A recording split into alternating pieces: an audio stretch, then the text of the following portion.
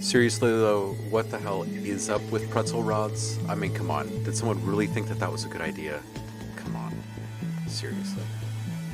I'm still getting set up, but I just saw that little post that got me all fired up.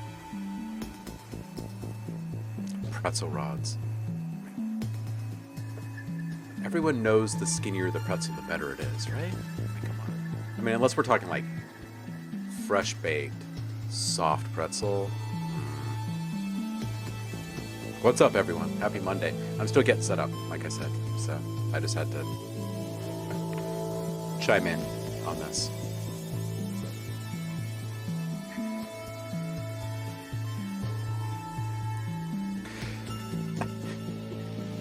Of course there's a porn star named Pretzel Rods. Of course there is.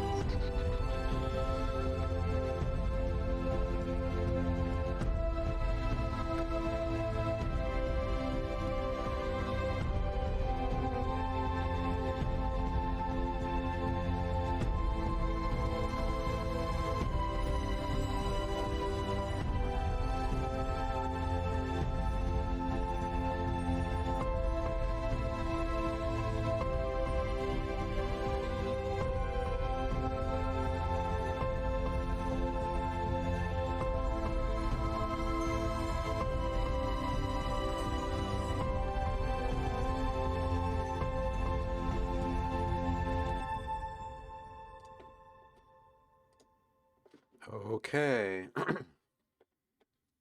I'm done typing, which means I can start talking again.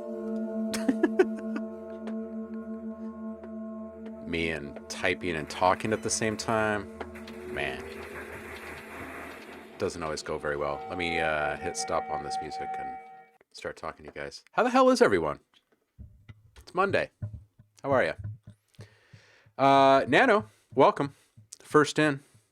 You get to be my guinea pig here. Let's see if this works.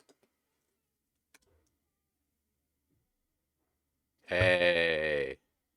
Okay, I'm not sure exactly what all it says, but it's very small on that screen that I'm looking at. But shoutouts are up and running. I was able to spend just a few minutes this morning tweaking things on the channel, so starting to get things checked off on the request list that's been growing over the past few months.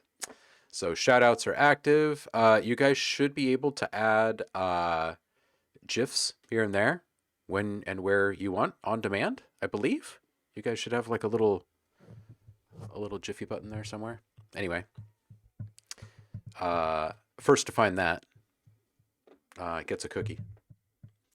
And there's something else too. What was the other thing?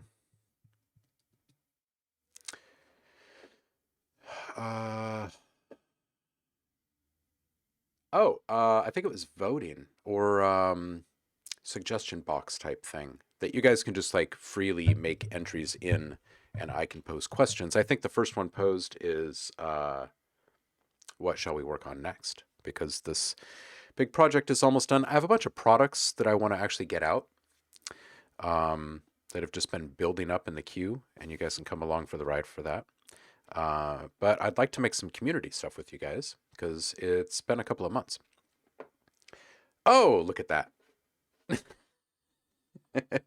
Now, I guess it's probably for the best at this point because I don't know how crazy it is. But there is also a custom sound board that's been lurking in the background for a while that I'll turn on eventually. But now that I've got a couple of things checked off of this list, I would like to know what are some great, funny, and epic sounds that you guys would like to trigger every once in a while in this stream? It's something to think about as you're watching over the next couple of days, because I'm going to start building those in. So, Ben, welcome. This will draw my eyes over to the other screen. I'm always having to look over here to catch up on chat, right? And I look over here to do my work. So there's this moving image that will pop up periodically over here. So if I'm ignoring you for too long, you toss in a little moving image over there for me and I'll go, what the hell is that? Paul's saying, hello from sunny Maryland. It is gorgeous here in Portland. It's kind of just like that from here on out usually. It's until like October. You'll probably just get sick and tired of hearing it. Thanks again for the sub, Paul. 8 months. 8 months. Dude. We're doing all right. 8 months. We'll probably have to start couples counseling soon.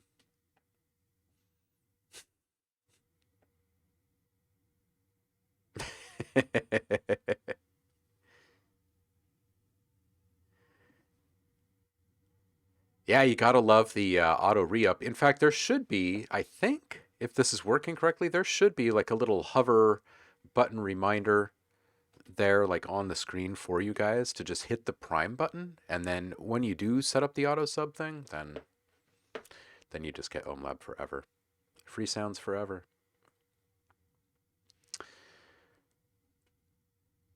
Jelly beans. Purple Pros. Happy Monday, how are you?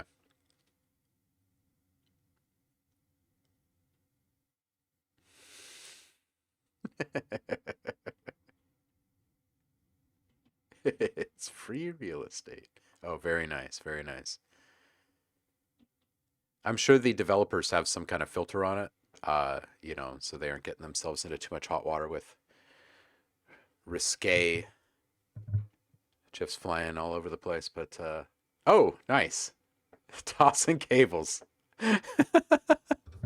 Like they just don't matter. Oh man, yeah, this will get fun.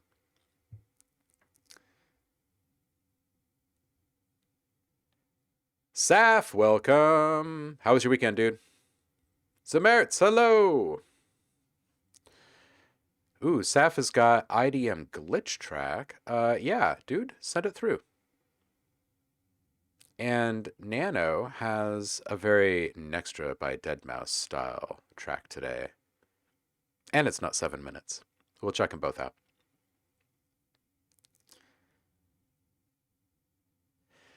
Paul built a virtual synth this weekend and made a video about having fun just playing it, inspired by my jams with TendrilBot on Friday. Nice, dude. Man, I gotta like ship my kid off to the circus for a Friday one of these days so I can tune into a whole bunch of shenanigans that you guys are getting up to. Getting a little jealous over here. Happy Easter to you too, Saf. Foss, welcome. Welcome. Everyone deserves shout outs at this point in this room. And you guys should be able to use this command as well.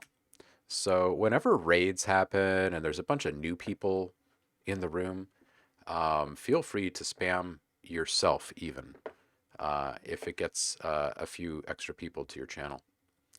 I'm all for it.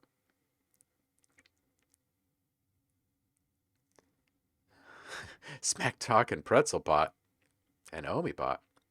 I have no idea what was happening in the chat up until the point when I saw, yeah, what's the deal with pretzel rods from Foss? And I was like, wait, what?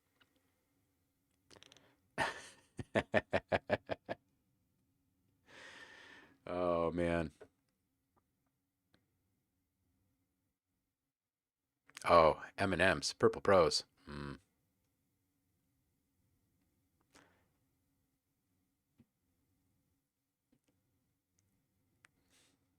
Newman's, welcome. Oh, right?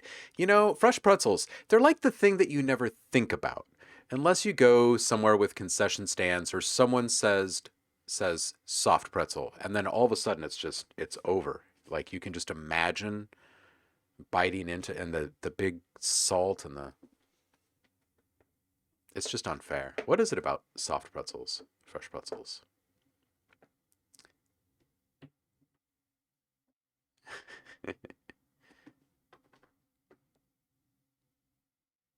Curry for Easter, and you also found a picture this morning of homemade pretzels that you made. So once again, we are on Heidi's wavelength this morning. Stop talking about fresh hot pretzels. Baseball. Yeah, man. Fresh roasted peanuts, soft pretzels. Man. What's up, Eric? Welcome. And you guys have been busy. It's taken me a while to catch up this morning. Check your suggestion box. How do I check my suggestion box? I'm not sure if I know how to do that yet. I've just added the damn thing, you guys. All right, let's see here.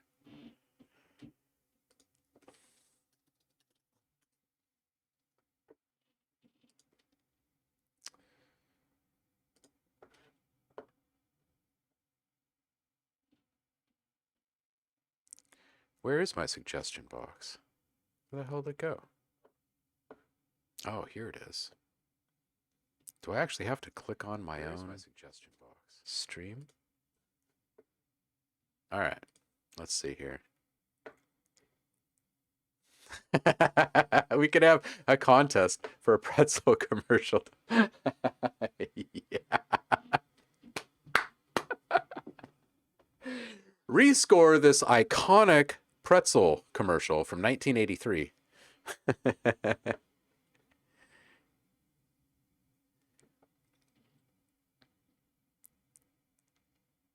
Saf wants to see some things that we didn't get to cover in a cinematic session. Yeah.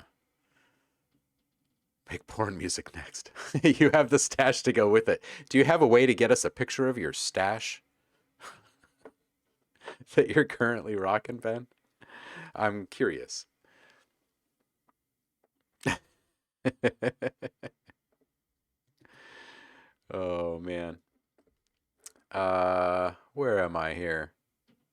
That suggestion box is going to get funny, I'm sure. Zamer, you missed someone talking smack about pretzel music in the chat, and then Foss asked what was up with pretzel rods, and I had to jump in and pretzel rods. Seriously though, pretzel rods. Raise your hand if you enjoy pretzel rods. Not pretzel sticks, not the really tasty, yummy things that we all know are really good, but pretzel rods. You know, the ones that are like this big. I'm just kind of curious. That's all. I mean, do they get dunked or something? I don't know. In my experience, they're just twice as big as those also quite yummy breadsticks, you know, the thin, long breadsticks. I don't know what's up with pretzels in the chat this morning. Zev, welcome, dude. Happy Monday to you. Newman's still chomping on some pretzels. Zeep, welcome. Welcome back. We're going to have to start putting you on the attendance list, man. You're showing up every day.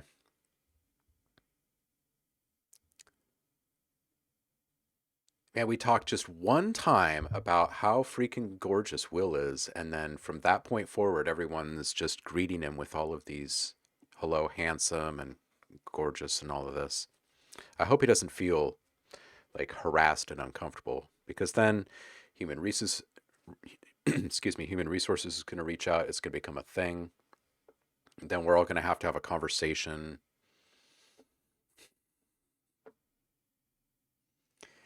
Cheese fondue with the mustard in it for that pretzel feast. Ah, yeah. Yum. Yum.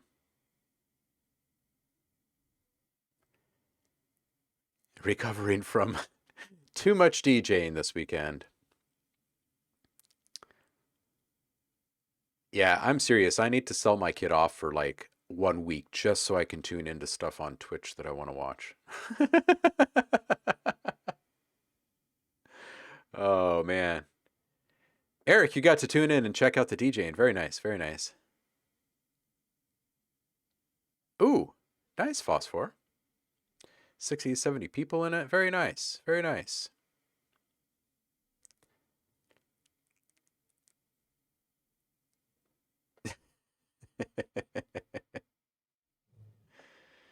You look mighty clean, sir. Did you recently shower? Well, the sun came out. Maybe the sun is just highlighting my face in a different way. I haven't showered in months.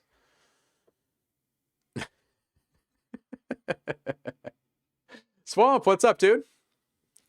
Oh my gosh. I was supposed to write to you over the weekend and I did not. I owe you a big long email, my friend.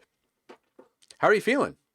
How's the whole thing, and how's the new living situation?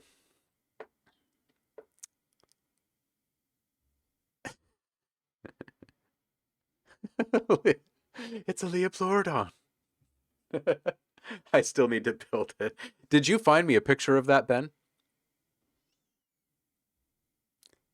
I just need the bite.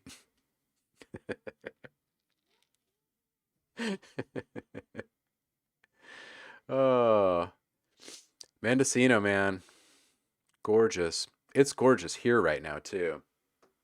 Man, there's some nice Bob Ross clouds in the background. They're like super bright, bright and fluffy. The rest is just like this electric blue. It's gorgeous. Gorgeous.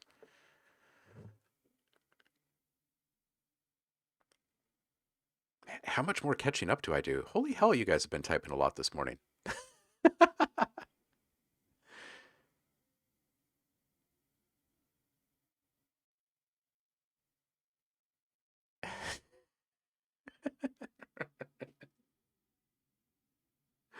Oh, man. You guys are killing me. Aftershock. Yes, you can share a funny story about Damien's last beat battle. Absolutely. Pigments in the Rolling Stones.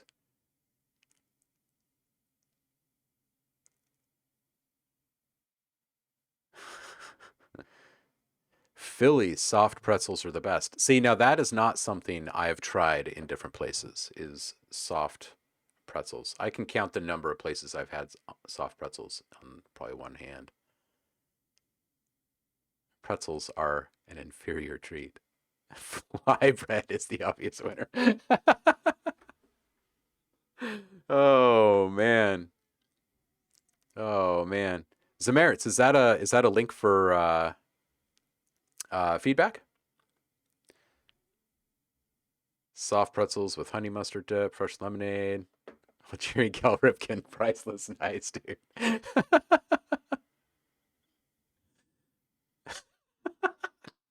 People who love pretzels probably also love salty baked cardboard. I think people have some strong opinions about pretzels in general. Maybe we should just put up a poll really quick. Love them or hate them? I mean, seriously? When was the last time people got real about pretzels? All right, let's put this up here.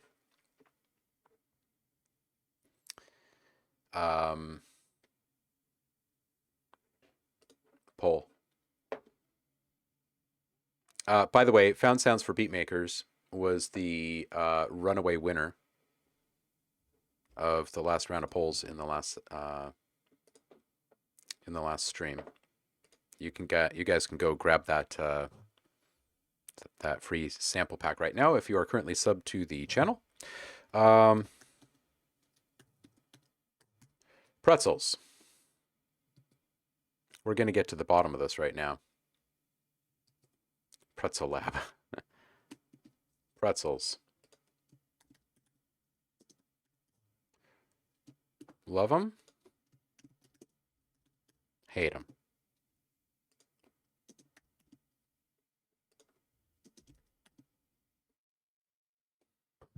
All right. We will run this poll for a bit. You guys can get your feelings heard on this matter. We've obviously entered into some touchy territory here.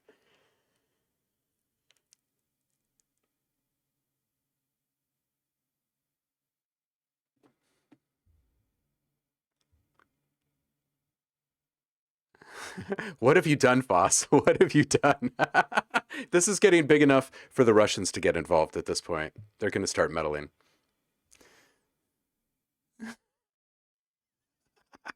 When did this become a pretzel stream? Right now. Aftershock, we had no idea. But people want their voices heard on this matter.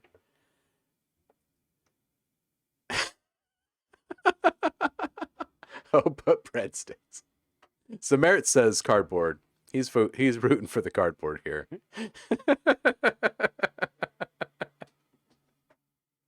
Steely Dan approves of this stream show. Flo. Oh my god. Aftershock. You don't call me cute names anymore. Well, you never write. You don't call. You never check in. I'm beginning to wonder if you even care. Oh, man. All pretzel, all the time. Welcome to Late Night Pretzel Talk. Digital pretzel workstation talk.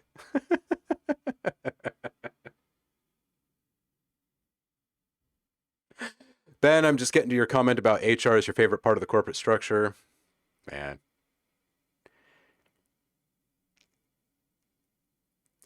Dude, I am still catching up with the chat. You guys have been going off this morning. I'm just going to scroll down towards the bottom here. I feel like I'm lagged behind by several minutes.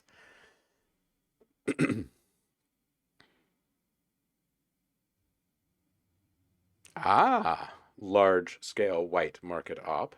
Very nice, very nice. Cardiac, welcome. How are you?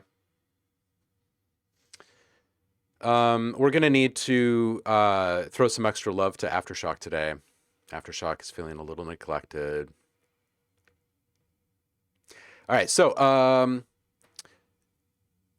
the last beat battle. This is coming in from Aftershock. I decided I'd throw my hat in the ring. Long story short, I made a super intense metal version of the song, tracked my own drum space guitar with it, ended up making a super old school FFS style track out of it, then submitted to hear nothing else but electronic versions, completely forgetting that I was amongst a stream full of electronic producers. Oh man, what kind of comments did it end up getting?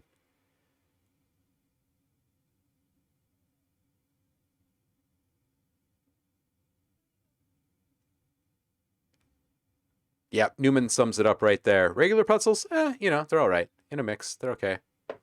But fresh out of the oven, yeah. What are the rules for the mix? I'm assuming you're probably talking about the found sound for beat, or found sounds for beat makers. So first off, let me just, and I know I'm still getting caught up with comments here, but let's just get one thing done at a time. Put Discord link into the chat.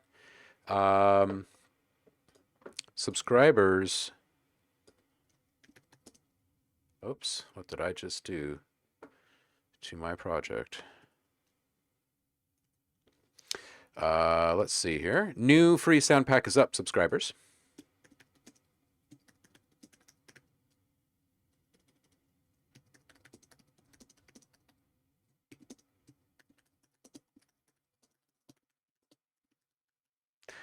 Found Sounds for Beatmakers is what you have to play with this month. And we are going to do something fun with it, and we're going to figure out exactly what these rules and stuff are together. Because I'd like to make this a thing. It doesn't have to be the same exact competition every single month, but I think making a fun little social component part of this would be fun. So what are the rules? The rules are, if you are a current subscriber, you get your hands on this sound pack, and you want to do it earlier rather than later, because at the end of the month, then we will all collectively vote on which one we think is the best, and maybe we'll have more than one category, and the winner is going to get something, and we're going to figure out what that something is. I think that one of the winning categories should be a little guest appearance on the stream, so we can talk about something with these people that we hang out with all of the time, and not worry if they're some big name artist or a developer of a fancy plugin or anything like that, right? Just to hang out and be humans together. So I think that's one of the prizes for one of the categories. And we can make this just straight up fun. This doesn't have to be like serious competition. The categories could be something like most super tripalocious expialidocious or something. I don't know. Who's the trippiest? We'll suss this out today together. So the more time you have to work on it, maybe the better yours will be. Who knows? Go and grab it now. Found Sounds for Beatmakers. The link is up in the chat. And I'll switch all this over to the website probably next month, now that I'm starting to finally get caught up on everything. I feel like I have a bit more bandwidth to spend on all of this for you.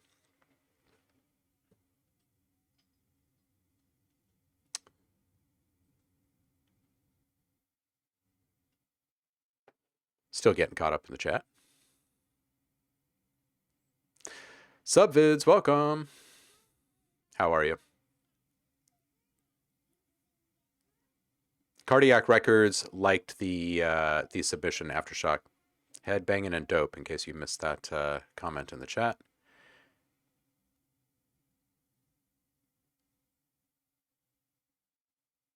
We discovered knotted spongy wheat is a fundamental recurve of the fractal. Okie dokie.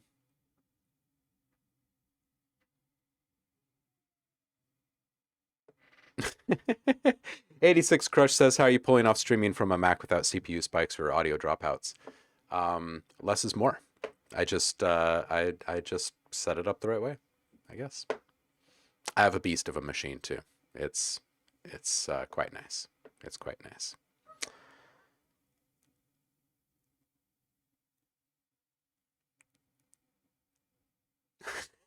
Yeah, this is really weird, Heidi. We're definitely going to have to get off the pretzel kick here in just a minute. What's the voting? 99 votes hate them, 73 votes love them.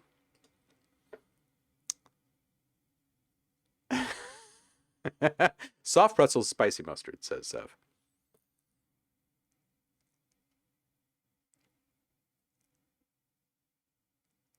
Javar says, what is your mastering technique once you've completed your final pretzel mix? Ah, right? I would say a coarse salt, not a rock salt though, right? Not something they're actually going to bite into and go, wah! Not anything like that. Ascorbic, if you will. I would think that like some nice gray sea salt would be my personal favorite. It's a little softer, crumbles a little more nicely. How about you, Javar? We're gonna have to make a little hit list of who's up for feedback today, because we've had a few links already. You guys were just ready and waiting today. Cheers, Voss.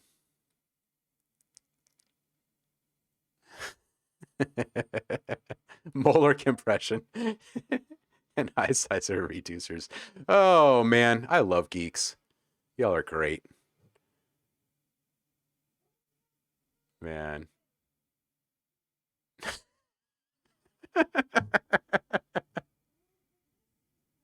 Aftershock, I would expect that this would be a requirement. Expect and require. There's expectations building here. You will compete in this, I would think. And there are no genres here, which is the nice thing. So, yeah. Ooh, did I reach the bottom of the... Hey, I'm done scrolling. I just have this much more to read.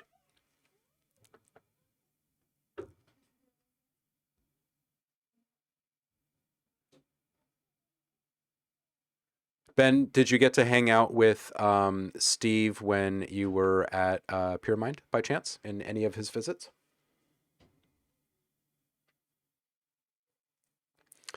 Easter was good, subvids. I see holidays and traditions and stuff like that through a very, very, very different lens. Now that my kiddo is 4, I grew up with those things not meaning too terribly much. So this is it's pretty cool. Okay, so 51% of the votes coming in hate them, with the caveat of nanowires contributed 25,800 points. Which way did you vote? Nano? You lover or a hater? Every sub comes with a free pretzel.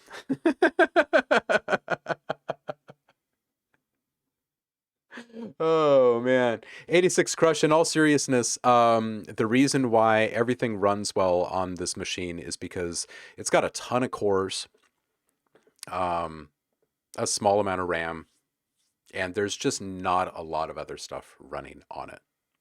It's just true. Decent throughput helps and all of that, but seriously, there's just a lot of cores.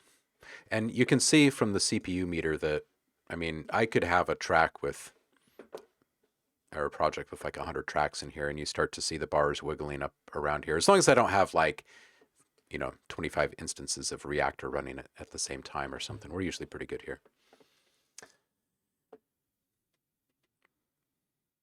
Heidi says Celtic sea salt.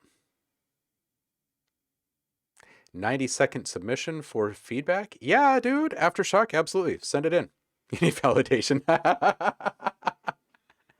You sent in pretzel feast pics. Oh my gosh. What is up with the synchronicity, the constant synchronicity between things going on in Heidi's lives, conversations, local news, and dreams, and our stream? It's amazing.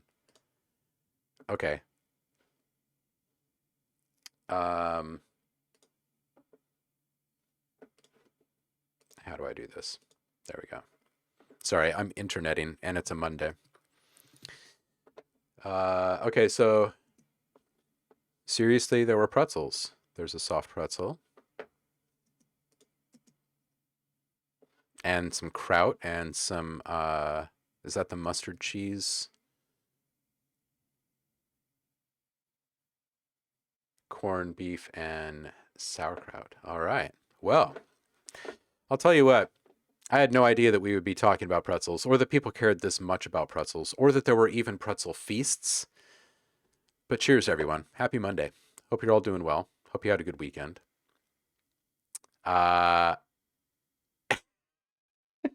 Give feedback on the pretzel fix? Oh, man. Oh.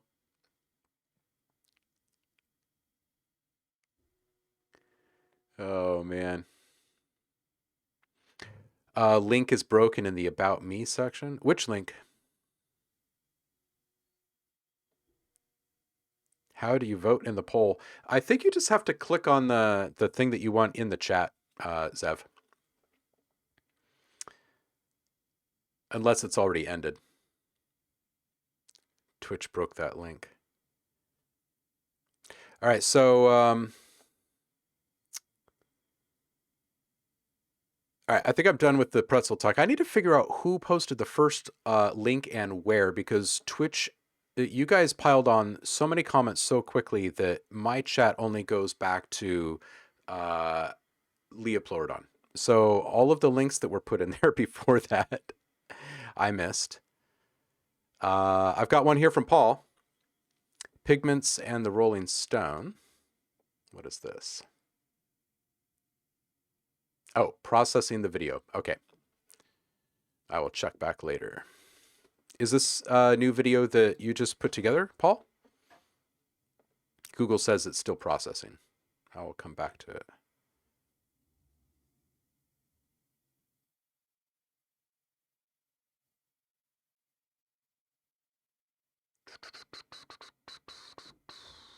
Where is the next? Zamerit's got a link here. Anybody that posted this morning that is worried that I might not have received the link, toss it up again. I already put it in Discord. This one's coming in from Zamerit's.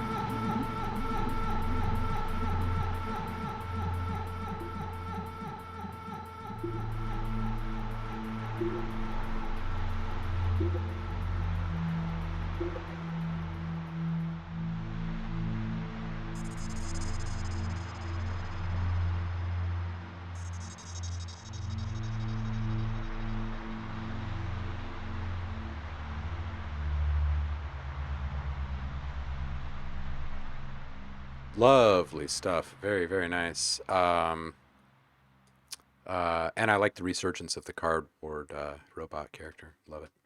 Um, on this one, I would say first, it's nice to hear your stuff again, dude. I'm wondering what frequency you have the low cut at on the sub, especially in this intro in this first minute, and what's the dB per octave curve that you're using?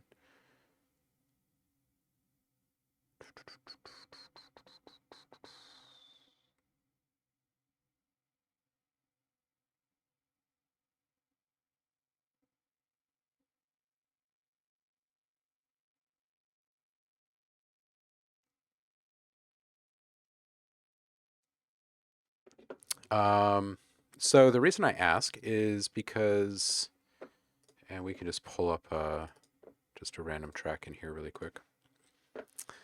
So there's like a couple of sweet spots with sub that I've found over the years.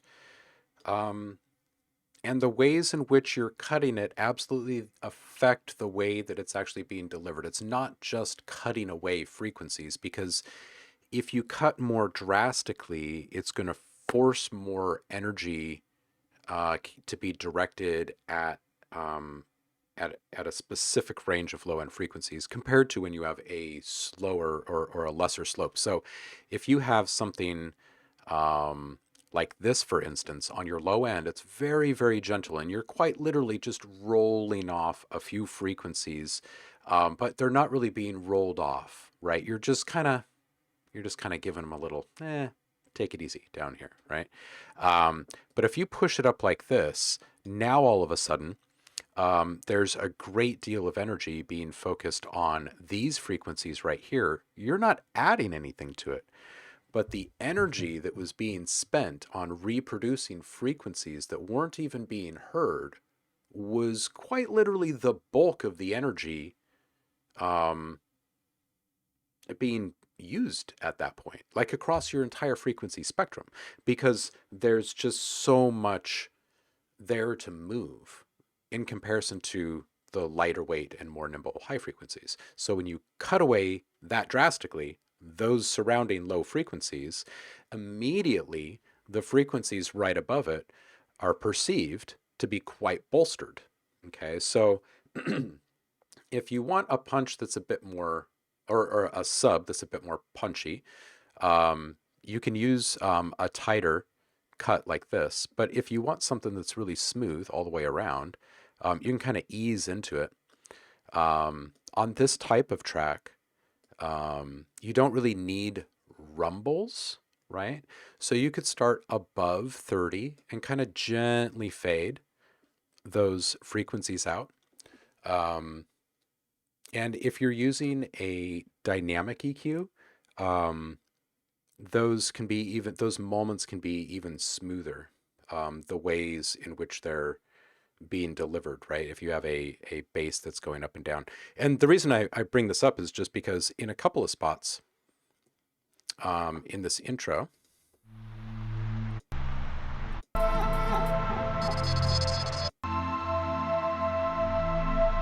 like right here, I can kind of feel a rumble.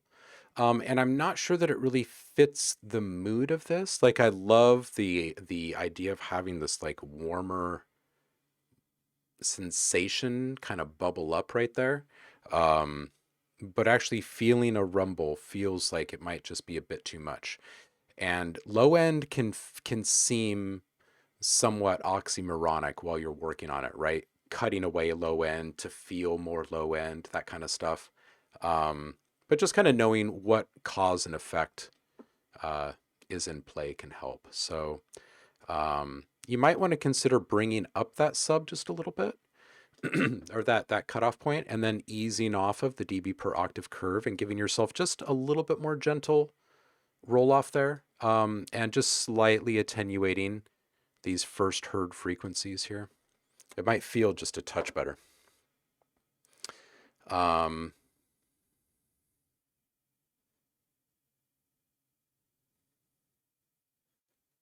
wanted to remove, but kept it, but keep it fine. Yeah. Okay, so next comment was, I do like that click on the kick. It's very nice. And a great crossfade at 130. 130 to 2 minutes, the little woohoo in the sides. These guys.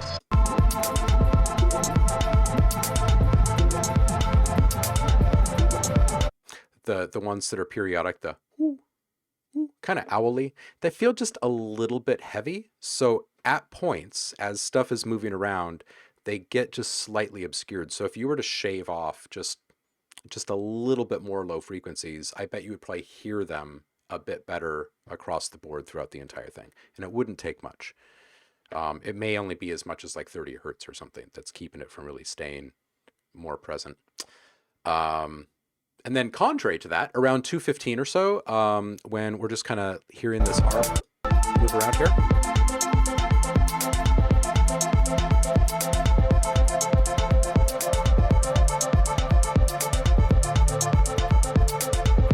It feels like there's a little bit of movement on there, but I feel like it should be more than just like an idea of it. Maybe just something for the ear to track.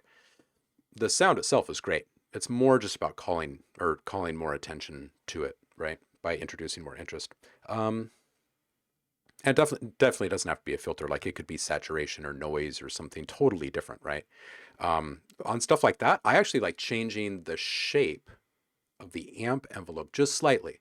So every once in a while you start to get away from the really sharp and shiny and well-defined pluck, and you start to get into almost like a push kind of a thing and then bring it back. Or you play with, and that's on the attack, or you can play with just slight variations in the decay, right? And that can have a profound effect on a pluck. So, okay, so right around here at 3, the salt drops off again.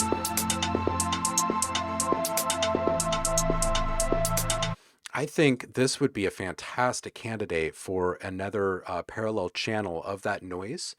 But only allowing to like just put a huge high pass on it, right? And then just make that 100% wet in a really, really creamy reverb and bring it in at a really, really low level. And it would add a really nice atmosphere that would be completely cohesive to the project because it's all being born out of that same noise profile. And then you could even move it just a little bit, right? Like whether that be some kind of really subtle volume movement or pan movement or something. I think it would really stick with the organic vibe. At 4, over here.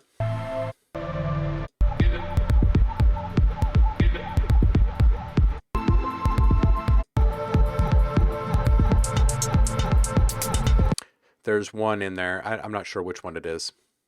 Maybe like the 8th hit or something like that. But it repeats. And I think it's just a little bit too bright. So if you were to take an EQ curve on those bad boys, on those hats in general, and just drop it, you know, something like this, something very subtle. It's barely touching these frequencies up here. But it would catch that one. It would catch that one that just seems to be a bit too bright for that one moment. And I love the digital sizzle there in the end, that bit crush. It's gorgeous. Good stuff, dude. I'm I'm really glad you came by and dropped some stuff off for us. It's nice.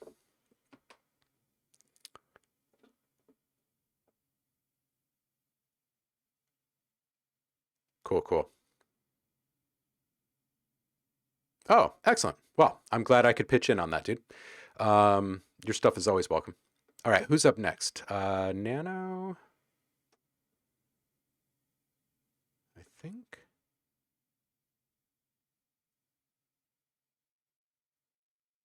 And then we'll go and check in on that link from Paul and see if Google has finished processing.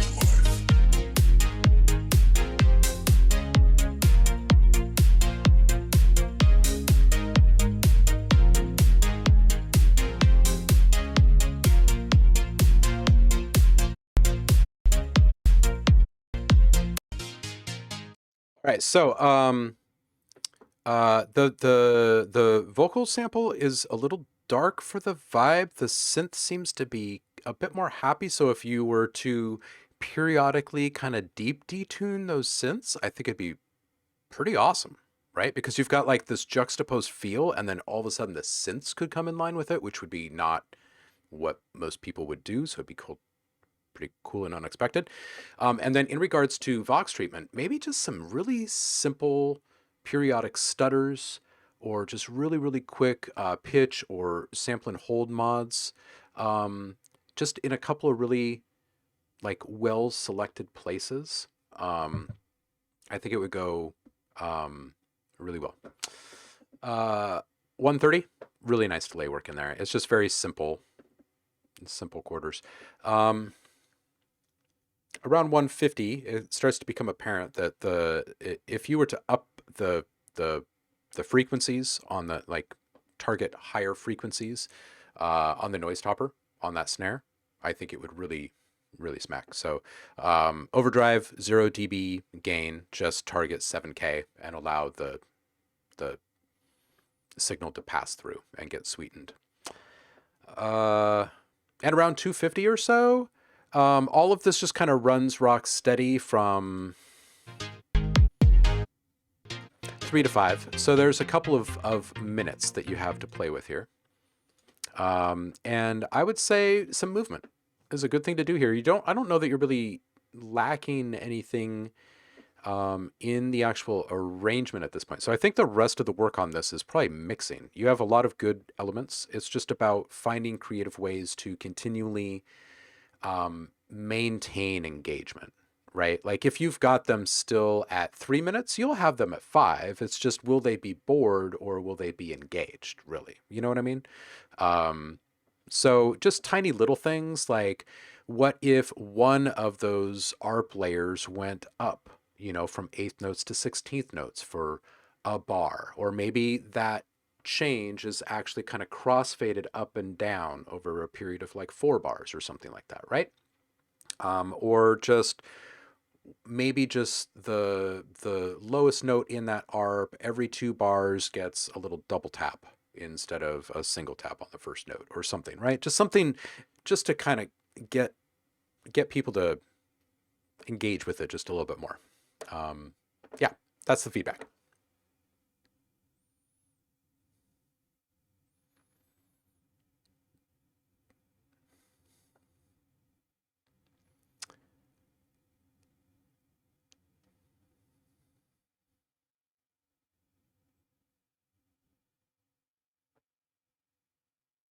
Aftershock is saying this is groovy, can't sit still. Sign is the best bass, Emirates. Definitely.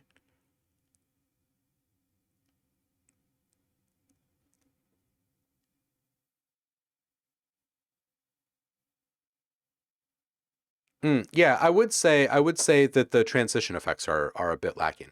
That is one thing. I'm reading Zev's notes, and yeah, the small, like the small little flyer embellishments that are usually in there.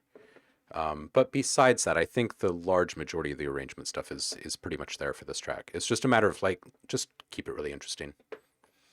You've got a lot of good individual sounds, and if you cue into them like one at a time throughout the mix, they'll feel good. It's like giving everyone a chance to solo, you know. You bet, dude. You bet. All right. So next, who's next? Aftershock? Mayhap. Oh, and Saf. Okay, so we've got one from Saf.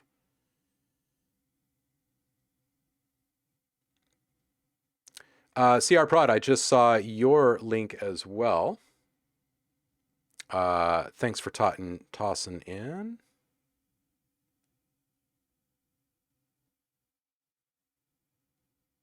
Where is that link? Paul, if you are still around and you want to toss a fresh link up, unless... No, I did not. If you could toss a fresh link up for what you were wanting to share, that'd be great.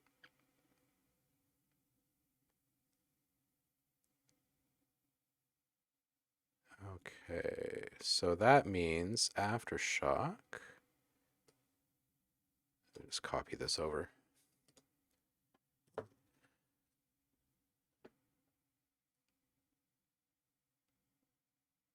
Okay, cool.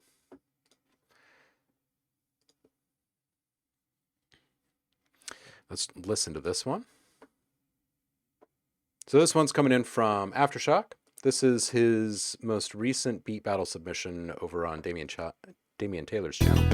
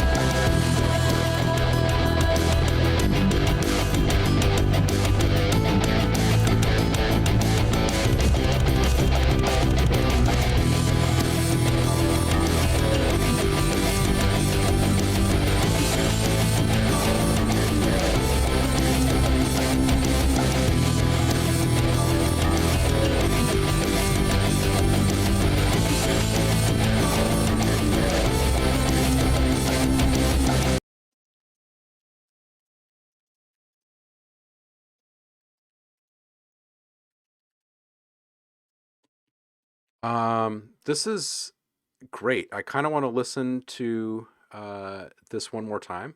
This is really, really good. It needs time, right? You have, I can't remember exactly how long the beat battles are, but it's only a couple hours that you have, right? I mean, it's a ridiculous thing. But more separation in the mix so you can hear each individual thing better would be good. But there are a couple of things that you could do just on the quick and easy to get some of these things to stand out in really quick challenges like this. And a lot of this is going to be an emphasis on the mids.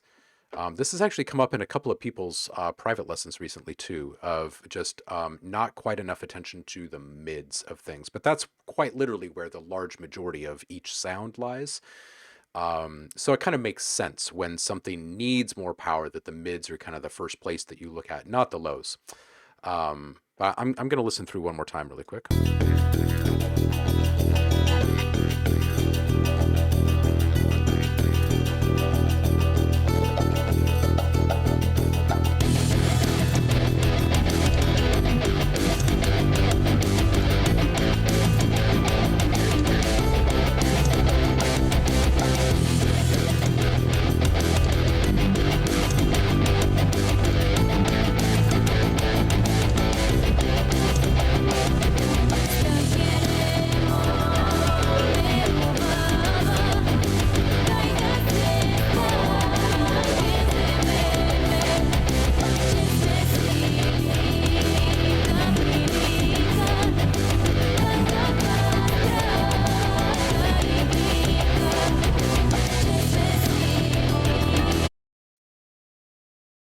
Happened there? Is that where it was?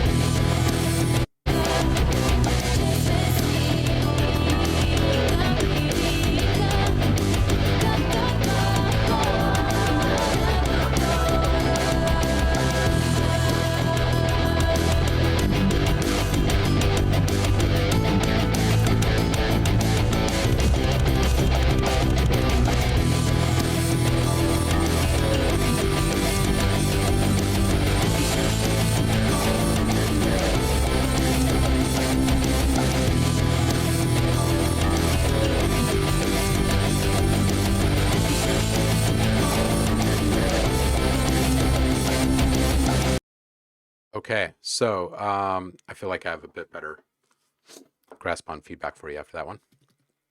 All right, so it's super fun. It's upbeat, bit of funk. I like it. I really, really like the intro. That kind of didgeridoo like funk there. Okay, so the toms definitely need to come up, right? That's the very first thing that you notice as being like really kind of lackluster for the performance that's being delivered. Um, and after the second time of listening through, I kind of just want to skip to the Vox. Like the vocals should be up at the very top on this whole thing. I think there's some pretty powerful vocals, um, and nobody screams that loud and not want attention, right? So give it to them. I would set the guitars and the kick as a almost second equal priority status. Um, in regards to their position in the overall mix, and then mix everything under that. And that will get you much closer to the power dynamic that you really need for this type of music. And then I would just say a greater focus on mids. Your low mids probably need to be managed a bit better from one instrument to the next because the guitars are kind of low and grinding. The bass is there. Your kick is fairly tight and inline already, but the toms are so active and busy that you're just going to need some attention to detail on the low mids. The overall mix of things, like the individual sounds, how they are right now, are probably a lot closer than we think they might be right now, just because of the volume mix and stuff. So if you get the volume mix sorted and make sure that everything is panned out of center, except for your kick and your vocal. Pan everything else at least a little bit, right? This is a metal band, it's not electronic, so make sure that your bass is panned over just a little bit, right? And your snare and your hi-hat, just give everything just a little bit more space. Then that's really going to assist in the overall mid-range wrangling. And then on your main output, you could even go so far as to play with all of your instruments, not the vocals, but the instruments, or maybe even the vocals, running through a channel with some over-the-top compression. I don't know if a straight-up OTT instance is necessary, but definitely, flex the muscles of the mids on pretty much everything right now.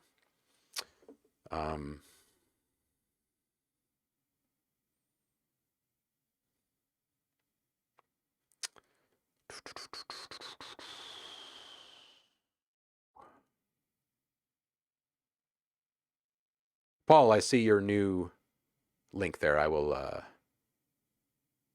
click on that one in just one sec.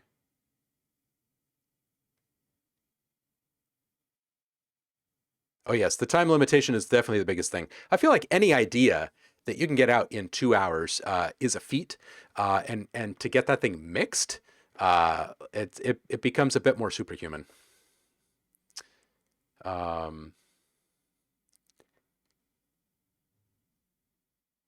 Maybe the didgeridoo and the guitars are competing for the same frequencies. So okay, and I would agree with Zamertz on this, but this falls into the larger conversation about the mids and just the mids in general. But that right there, those things can be in more of a call and response relationship simply by stereo position, right? It's so easy to forget just how much space we actually have to play with these sounds on more than one field, right? We're always so caught up in the idea of frequency mixing that oftentimes we start to lose track of the importance of stereo position. And if two things are in the same exact frequency range, but on opposite sides of the mix, they're going to be fine. They're going to be fine, especially if you choose to put them into some kind of a balance mode versus a stereo mode in your mix, right? If you're in a balance, then that means it's being eliminated from one side as you move towards the other. In a stereo, it means that you're simply biasing the sound toward one side, right? Just kind of like turning your head, basically, versus like moving around with like these blockers of sound from left to right, right? So just knowing the tools and like how to create separation that way is priceless, because then you don't really have to throttle any of your instruments and they can all really come through. All right, so Aftershock says, I need to confess something about this song. The prize was Isotope Vocal Synth 2. To the winner, I already have that and used it behind the vocals in my submission. That's awesome. Yeah, the vocals sound good. They just sound buried is all. So if they were able to come up, that would be perfect. A didgeridoo solo with just the guitars might be cool as a vibe. Ooh, yeah. Yeah, I like that. I like that concept.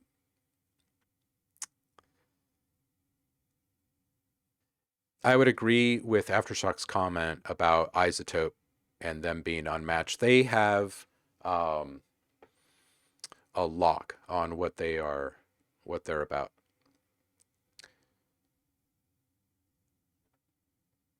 Yeah, I feel like Ozone is kind of like the gateway drug for them. Like people are, they hear about Ozone and then they start playing with it and they're like, wow, okay, so this really is like a freaking thing.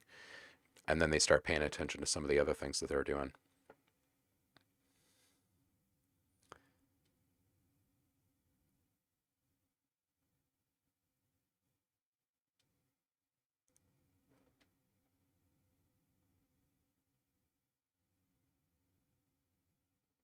Saf, sure, you can post the track again.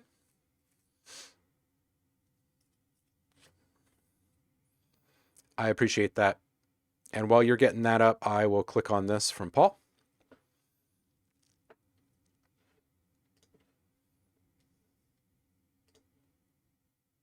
It worked.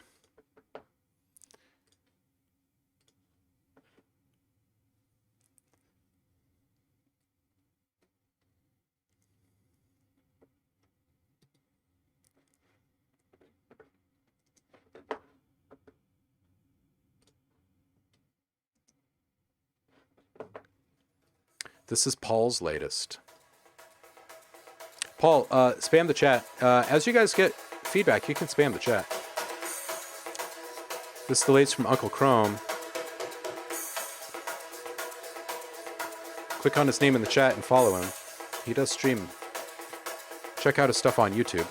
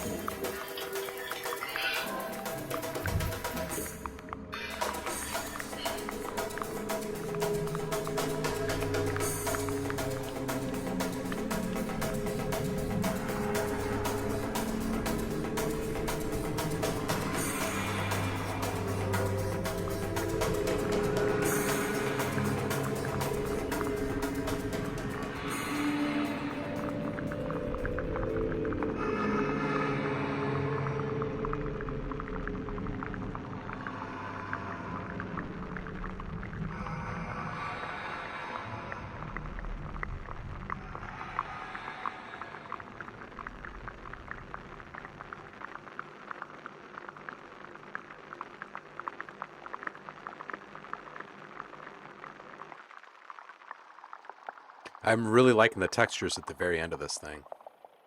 That was fun. That that felt like some experience.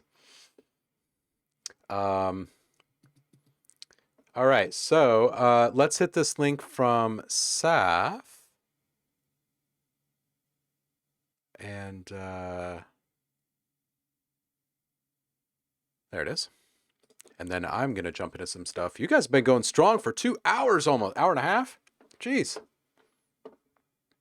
All right.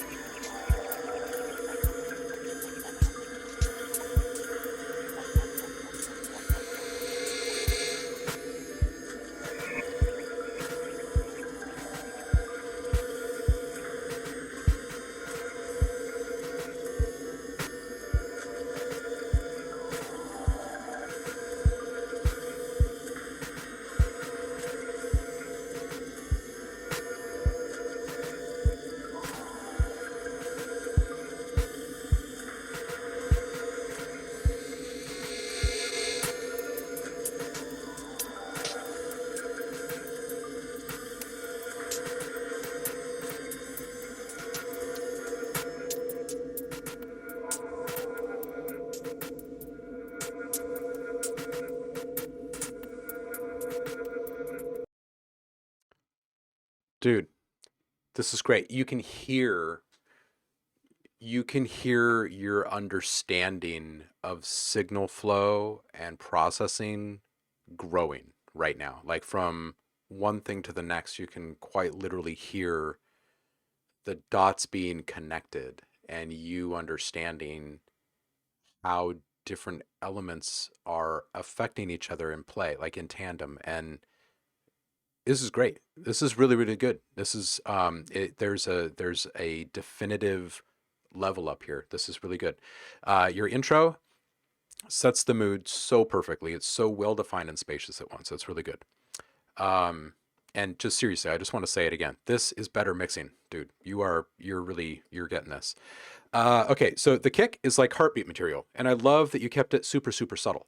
There's only one spot in the entire mix where, and that was at the very, very end at 3 minutes or so. The kick and snare seem to feel just a little bit flat and isolated here, and I think it might be because you exposed them a bit more. But then after that little sizzle riser, they feel a little bit better. So maybe they actually become a bit more disclosed with that riser to solve that problem. Maybe, I don't know. Dude, your vocal right here is fantastic. I'm loving the little, is it FM or sidechain? We're bringing another symbol. Either way, using the Vox as a carrier here is awesome. And if you were to sidechain that to a reverb and actively modulate the pre-delay down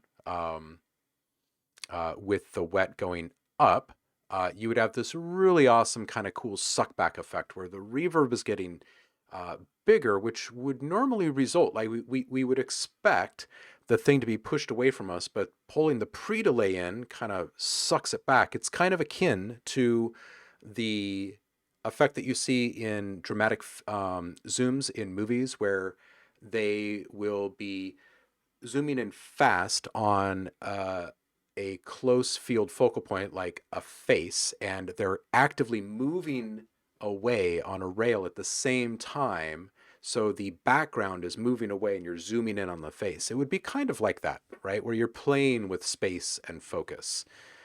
I think that would be a really neat thing to play with on a track like this. Those vocals are short-lived. I think it's a perfect candidate. At 2:30, I love just hearing the perks on one side, and it becomes so apparent in that moment. And it's just really nice to hear you thinking this openly and this coherently about all of these different things in play at the same time. This is great. This is good stuff. And I like that you did the IDM thing today. That's fun.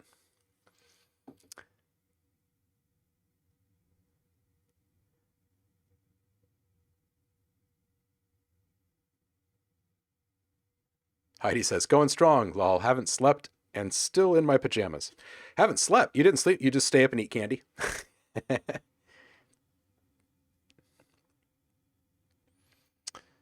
I agree with Paul. This is some great atmosphere here.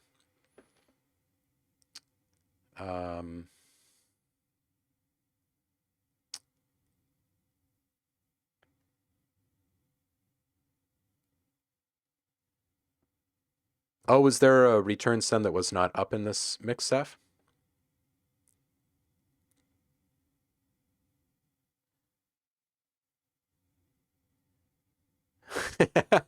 So merits it would be worth the wait.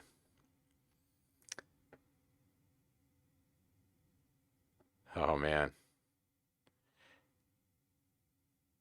Yeah, the dolly pulled back as the camera zooms in. It's good. Oh, it was too loud.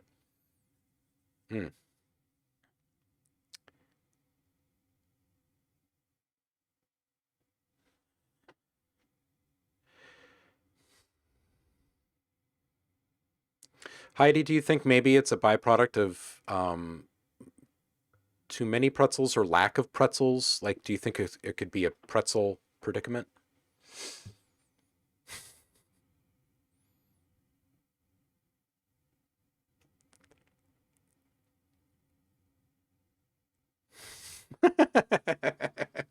That's bad when you stay up all night. You're not really sure why, and you don't remember quite exactly what you were up to. Not pretzel related. All right, I am going to click on something. I think I attended to everybody's things in the chat today so far. Let's check and see where we are in the mix of this, because I'm building a demo for this big old library, and I have not touched it since Friday. So let's just see what I even made and remind myself if it was good or not. And if it wasn't good, I want to know why you guys let me do it.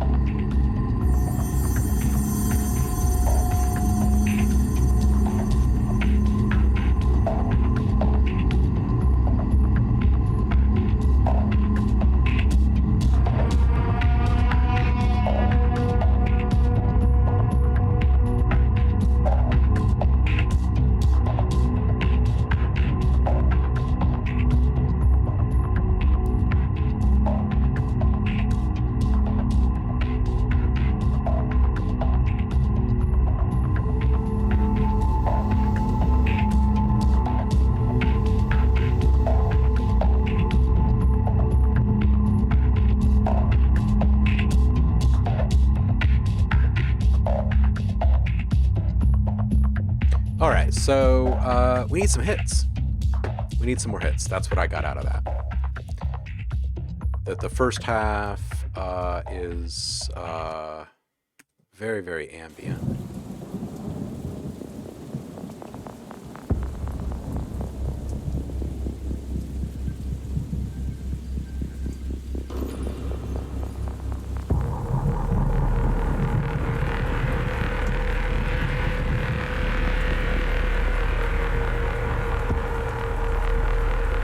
Maybe right here. Let's just browse some hits really quick.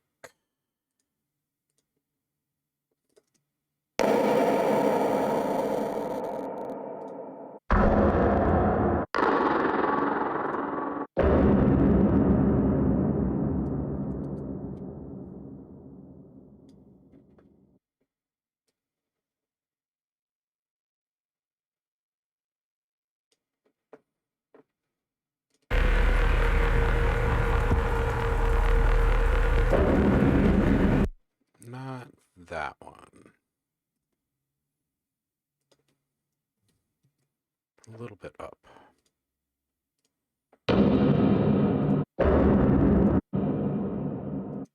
Maybe.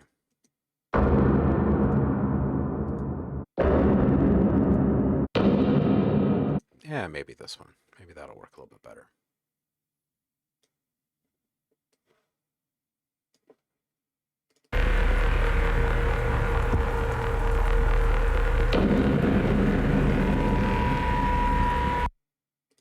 Let's try it going up just 2 notes. No.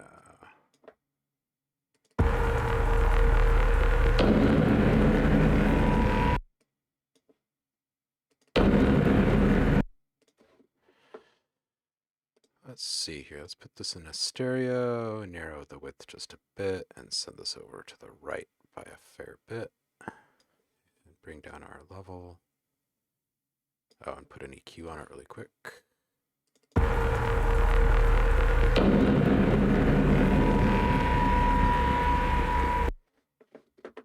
Maybe not quite that much.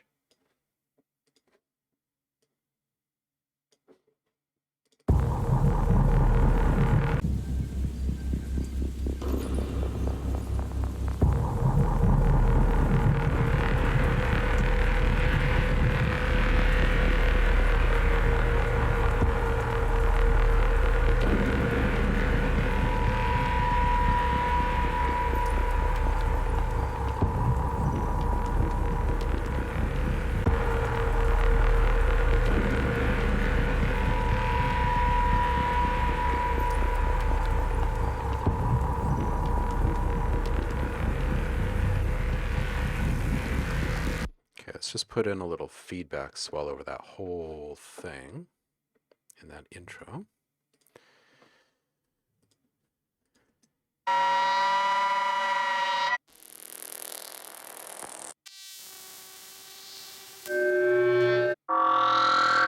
What do I have right there? I've got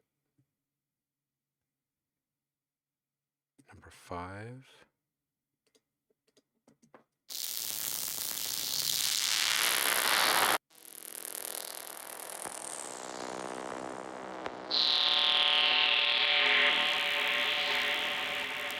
All right, let's take number 3 and toss this in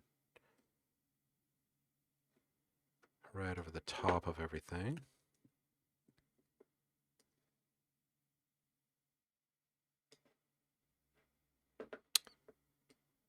We'll put that somewhere in here after that first hit.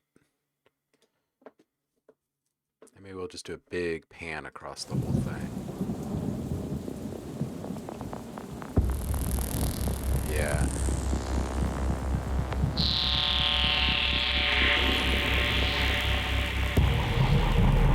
Yeah, let's do that. Let's do, we'll just do a hard pan, and maybe we'll even keep this in a balance mode. So we'll do absolute, and we'll start an end in the extremes over here. See how that feels.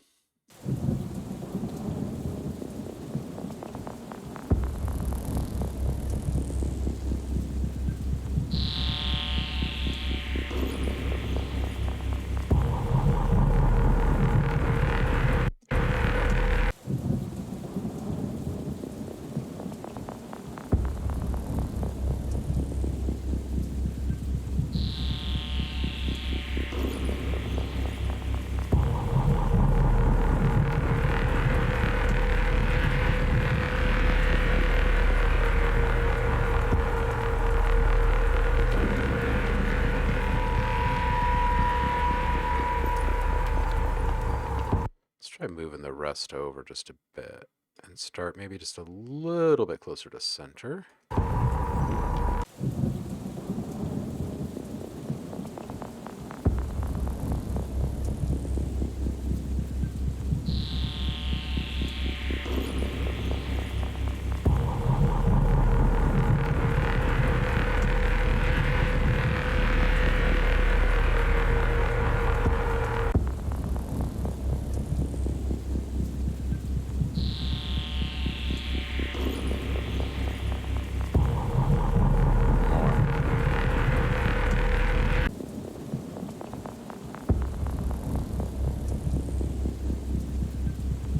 Okay, let's switch this into stereo.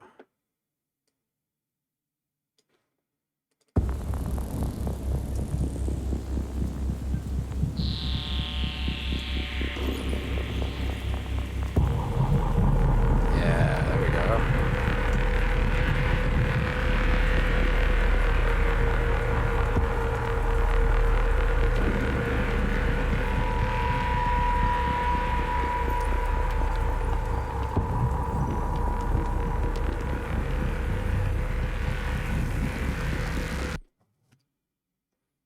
Let's be about moving this one over one.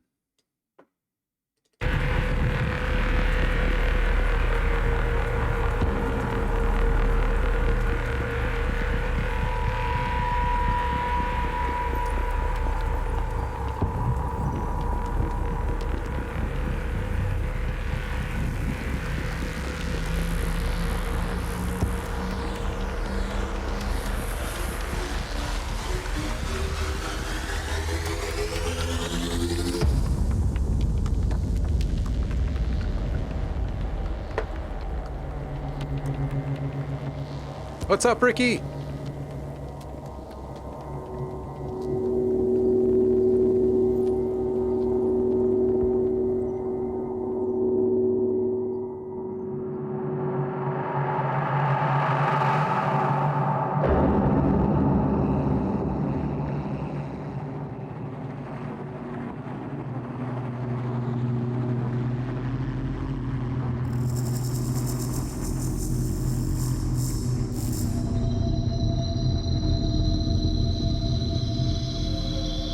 Dude, Zamaris, I just read your comment about having those color-changing lights and pretending that your nephew was controlling it with magic wand. That is just priceless. Oh, that's great.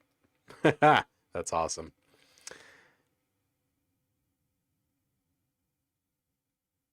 Any decently playable snare drum ensemble VSTs? What do you use, Subvids? You're Ableton, right?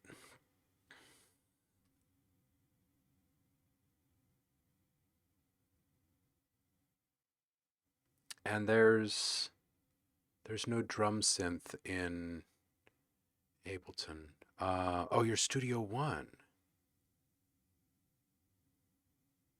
Does Studio One have a drum synth right now?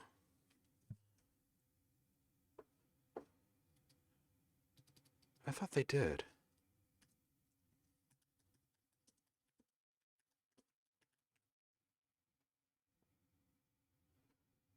Impact drum machine. Oh, that's the sampler.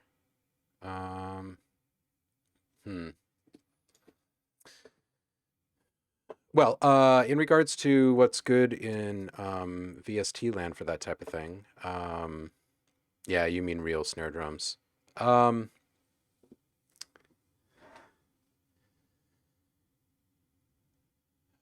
Well, God, there's so many. I would say one of the first ones to grab would probably be just the basic Kontakt from Native Instruments, and within there you'll find like um, in the band category you'll find drums, and they've got some pretty good ones in there. And then beyond that, the loops and one shots in your loop browser inside of Studio One can all be loaded inside into a sampler, and boom, you've got one. Um, but as far as like third party stuff, um, it depends on what genre you're going for. Um, there are, I would say, between platforms like Splice and Loop Cloud and trying to think of the other sub models, subscription models that you get these trials to. Um, oh man, I'm spacing on the other name, on the name of the other big one right now. Um, but anyway, you will get like a taster pack from these guys, and it will include a bunch of these snares as well, like natural snares, as well as way too many electronic snares and kicks. Um, but they're all throwing these sounds. I would say grab some of those and figure out what kind of snares you really want and like the most before you start looking for an actual plugin, because there's such a wide variety. And in the meantime, you can also toss all of these into whatever sampler you're most comfortable with. And I definitely suggest getting really comfortable with one, because going back to the same VST every time is going to give you the same kind of results every time. So unless that's really what you want, um, I think it's more about honing in on the type of snares that you actually desire, and then finding the best tools to work with those sounds. That's what I would say. Um,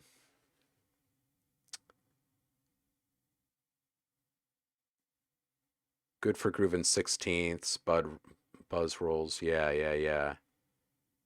Um,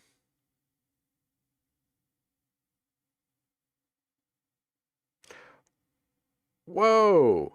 Ricky, that is fantastic. Do you have a link to that one, the Max for Life?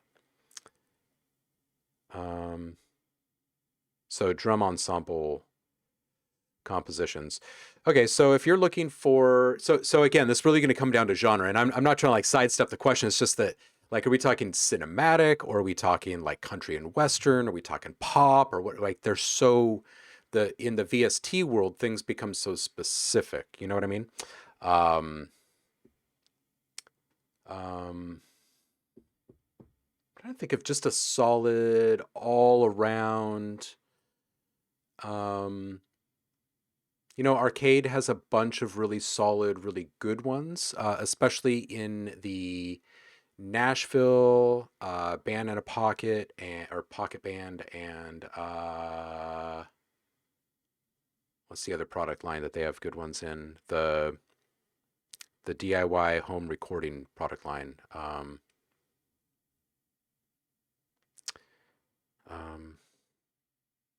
which one is that? Let's just toss it in here really quick. See if I can remind myself. Let's save first.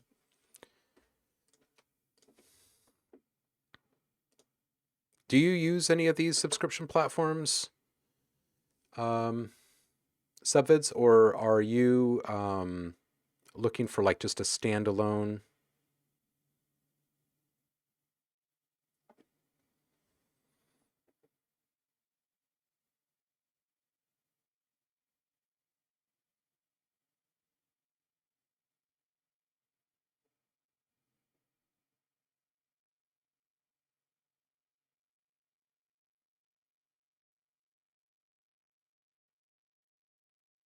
Oh, raw takes. That's what it's called. Raw takes. Yeah, it really depends, man. Are you looking for like a really polished professional thing or what? No subscriptions. Yeah, acoustic trio of natural sounding snares is what I'm after. Okay. Yeah, I would definitely grab the just the basic kontakt from Native Instruments right now, because within that you're going to find some pretty decent natural sounding snares. You'll also have some in your stock library within Studio One that you can then load into any sampler. Snares in a samba battery type group. Okay. Okay. If these are sounds that you're going to want to use a lot, oh, you have kontakt. Yeah, so go into kontakt. Where am I here? Arcade.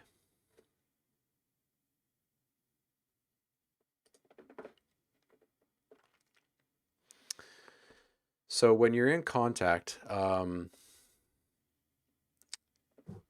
and if it's just the snares, do you have complete as well, or just kontakt?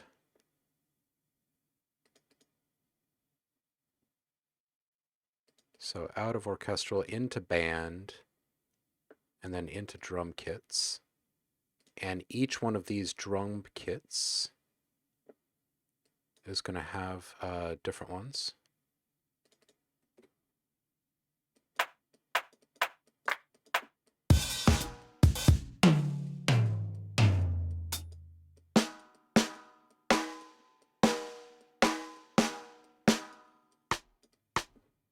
Toss in the jazz kit.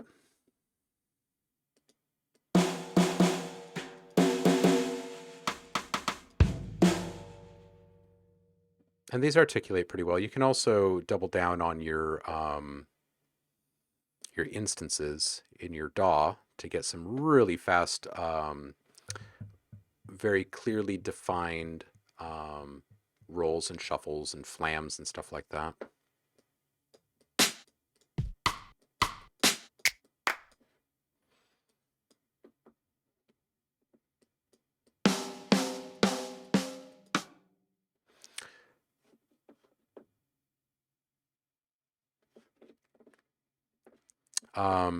Yeah, I would play around with those, just like the basic kits there, and then also within orchestral and world percussion.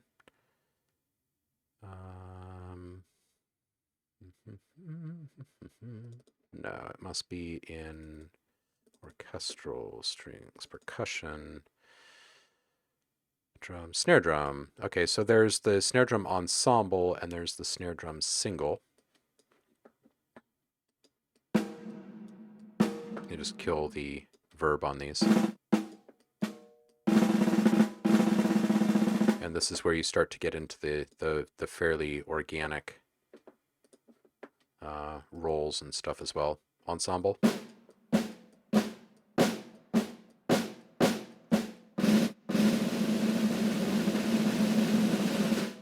So I would probably start here since you already have these, and grab the samples that you really like.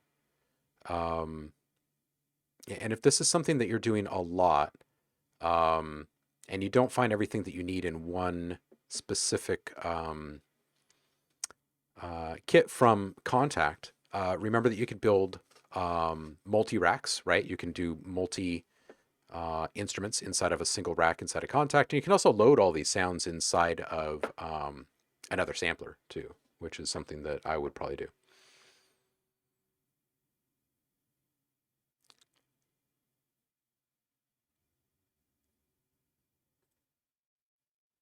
Could you play some 16ths with ghost and accents in that? Ah.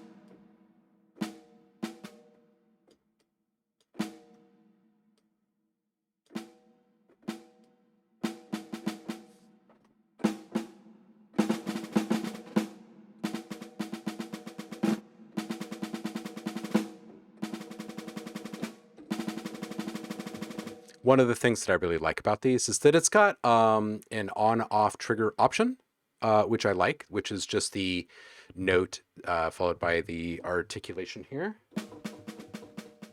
It is, where did I just set that? The release stroke. So with a single key, it triggers once on down and once on up. So you can get these really awesome like single finger rolls. So if you set up 2 of those, so if I can get this right.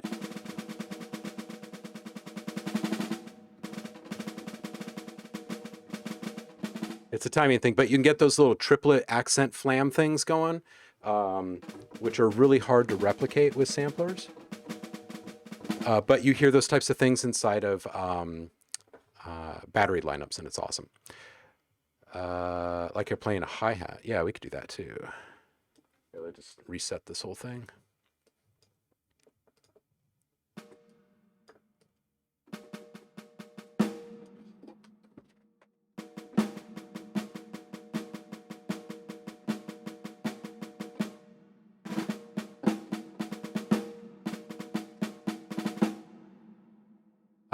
So the way that these work is you can set each one of these instrument controls discretely to each key, which means you can have the same exact snare sample laid out across, say, 6 keys, and then you can change the trigger type on each one or whatever, and it starts to get you into a more organic kind of performance palette, if you will, right? You pick like your top 4 or 5, 6 maneuvers, and then you can quickly and easily just get them. Yeah, all of these are going to sound just okay until you process them. If you're looking for like a real out of the box kind of thing, where everything sounds amazing and pristine, Spitfire is really, really good. Simply because you can kind of use these across genres because they're more focused on maintaining the integrity of the actual sampled instrument rather than they are meeting the needs of a certain demographic, you know, based upon genre, so to speak. Yeah, snares are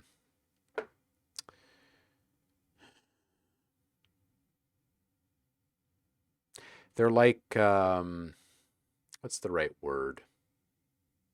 They're like candies in a candy dish. You know what I mean? Like there's just like one specific kind that suits most people's needs. You know what I mean? If you're an electronic guy, you're going to go back to the same kinds of electronic snares each time. And in the acoustic world, right? Like as a drummer, right? Like we walk into the snare section of a drum shop and it's heaven because you've got all these piccolos and like these really deep set ones and the different types of wood, and each one is so different. Will there be phase issues if trebling up? Probably not. Probably not. Javar says, I'm still looking for a decent drum sampler I can use with my E-drums. Battery is close, but it doesn't really handle hi-hat positions correctly. An Easy Drummer and SSD drums only allow you to use the samples you buy from them. Javar, what DAW are you in?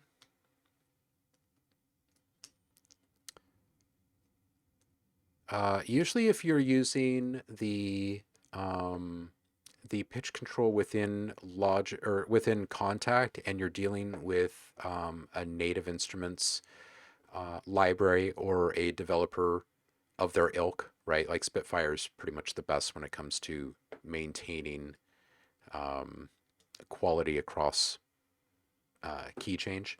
Then you're going to be good. If you start to change the pitch outside of those tools, that's when you start to get into some weirdness. Cubase, and you have a full roll-on kit and so on. Cool. Yeah, I loved my V kits. I had a couple of roll-on V kits. They're fantastic. As far as what sampler, boy, that's really tough.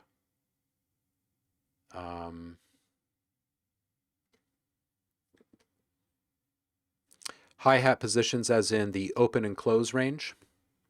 Because if so, what you could try doing is manipulating the range, take the range way down and add like maybe like identify maybe 4 different positions that you actually really want, right?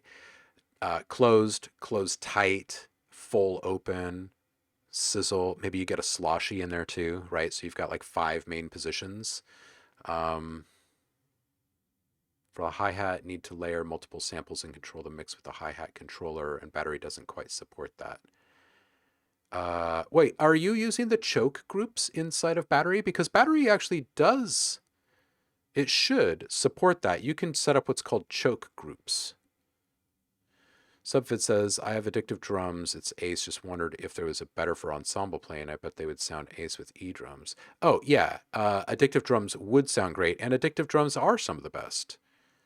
For ensemble playing.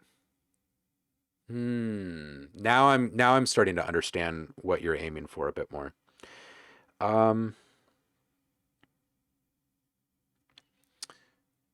When you do this right now, Subvids, are you using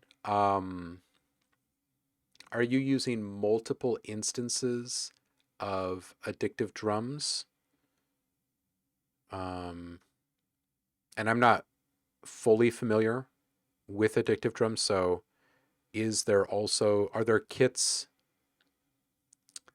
are there like ensemble kits where you can play just like multiple snares? Chokes work, but it's an on-off situation for the samples. Bummer. A different snare on each. Okay. So in my experience, the best output that you can get in regards to ensemble work is non-quantized user input. Quite literally, hands down the best. When you're trying to get the best results from VSTs alone, it's difficult because you start to lean toward using all of these systems in your DAW that are kind of correcting your course all the time. If you go and you look at any of these really good composers, one thing that they always do for their drum ensemble work, for their percussive stuff, is not quantize upon input, because they know that they're going to layer, and they know that if they're going to have like a snare ensemble in the background alongside some taikos, for instance, that they're going to have like 5, 6, 12 different taikos. They're probably going to have 3, 4, 8 different snares, right? And they're going to go through and they're going to record the same thing again and again and again, a different lane for each instance. And then because they're so varied, and because, they're usually pretty spot on with their timing, they're close enough to where it all comes out very organically, right? It actually does sound like there's 8 different people playing. You simply adjust the pitch and the pan and the volume position of each one just slightly from one to the next, and it all starts to come out. But I'm not sure that there's really a way to say definitively that like one VST or one sample library is going to be the best, hands down. I think it really comes back to what kind of candy do you need? You know what I mean? Like what specific snares do you need? There are, if you go and you look at is it Sample? No, it's not Sample Magic. Well, Sennheiser does really great library work.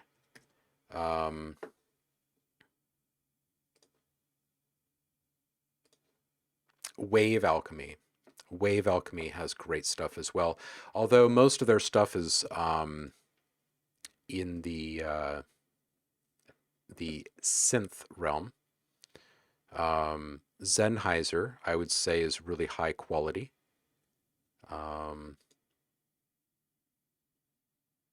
And of course, you would load those into whatever sampler you prefer.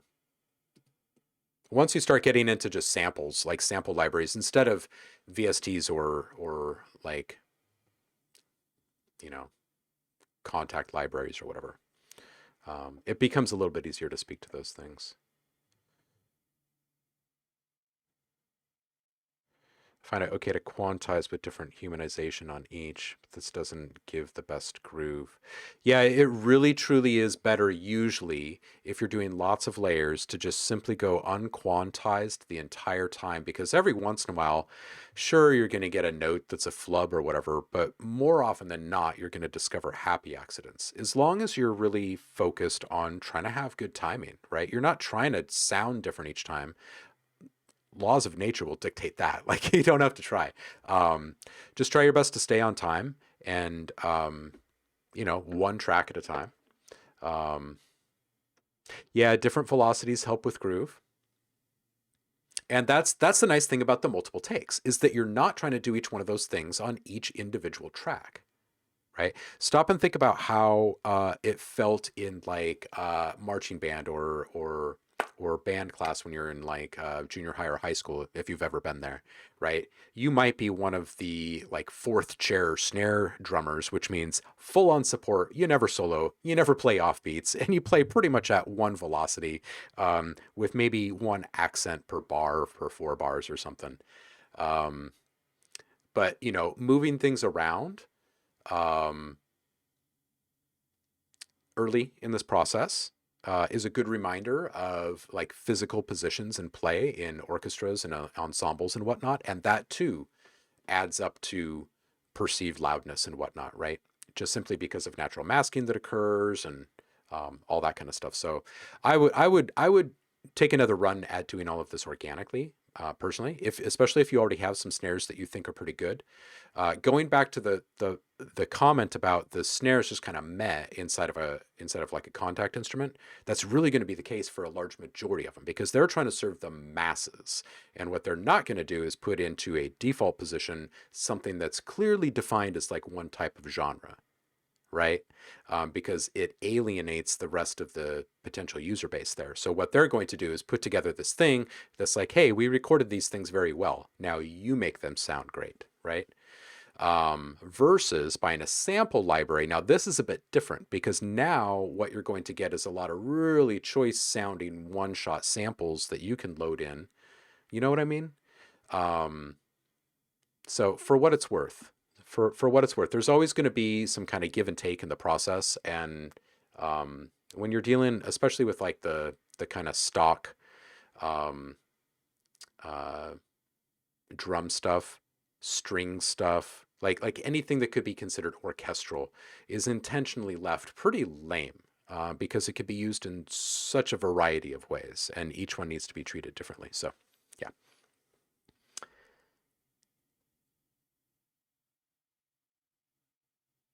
Oh man, I have not watched the Rush documentary on Netflix yet.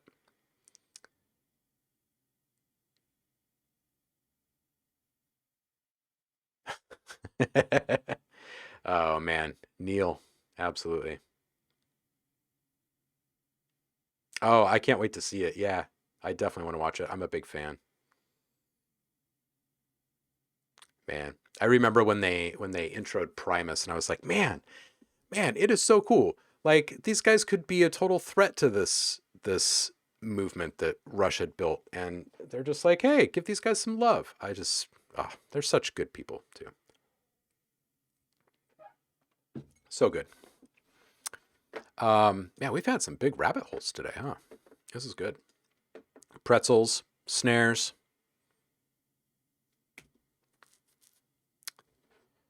All right, so I was going to look for some hits after I got that extra feedback texture in there. Oh yeah, Neil Peart and his tom rolls. Yeah, like Saf is saying here, he likes to take a dull recording from those instruments and process them. And I know people that will sit there and massage a snare until it sounds like just absolutely pristine, and it may take them a day, to each their own, really.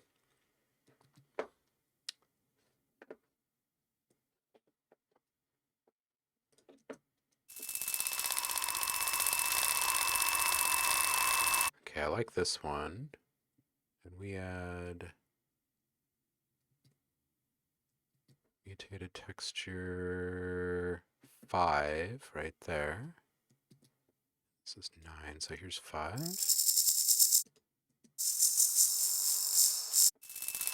Yeah, I like 9. And let's just put that.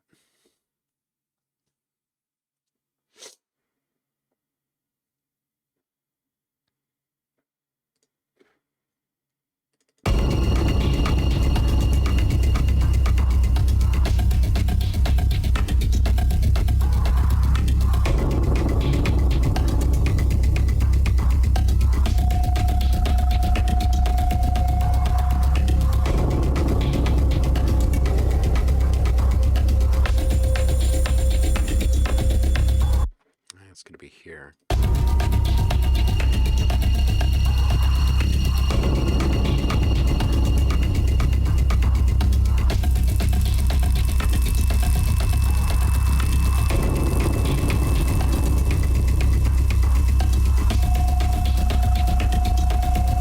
I think this is another one that we want to move around. So let's just set that up really quick. Pan. And we can go the other direction on this one. So let's see here. Let's go to the right, to the left.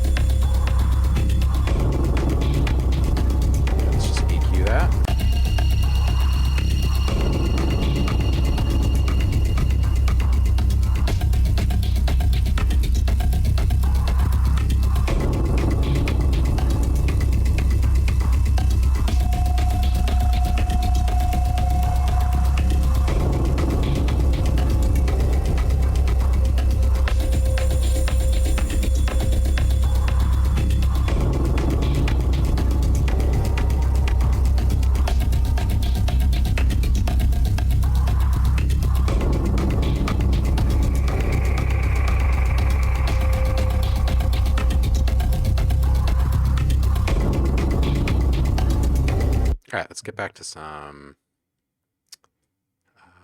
hits.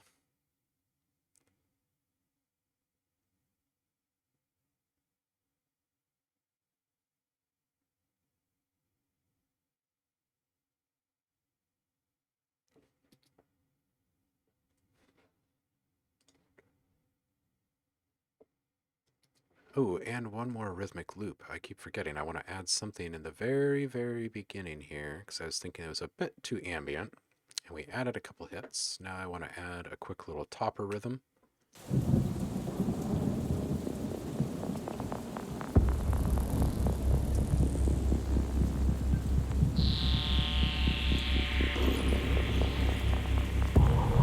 What's up with the hype with Kenny Beats? It's always about the hype with Kenny Beats.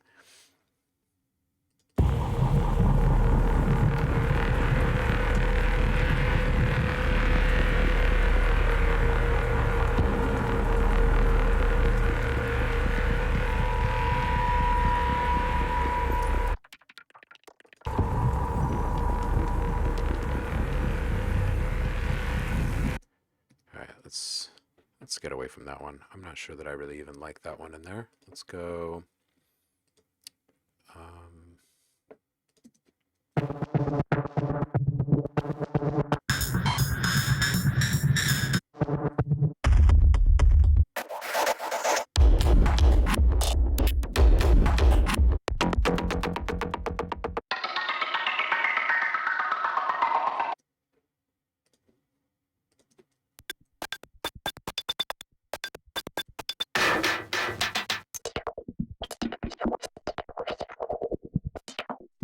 Let's do this chop reverse, and we'll just beat match it really quick.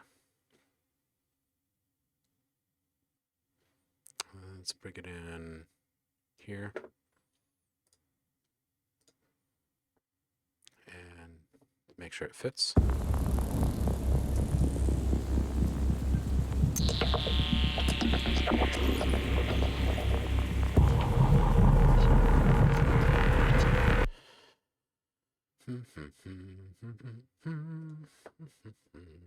Let's go halftime on this.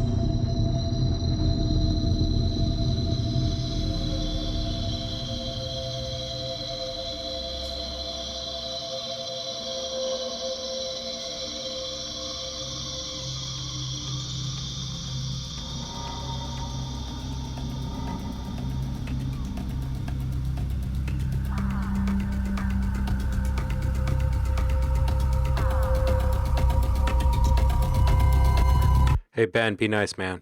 Heidi's Queen Bee here.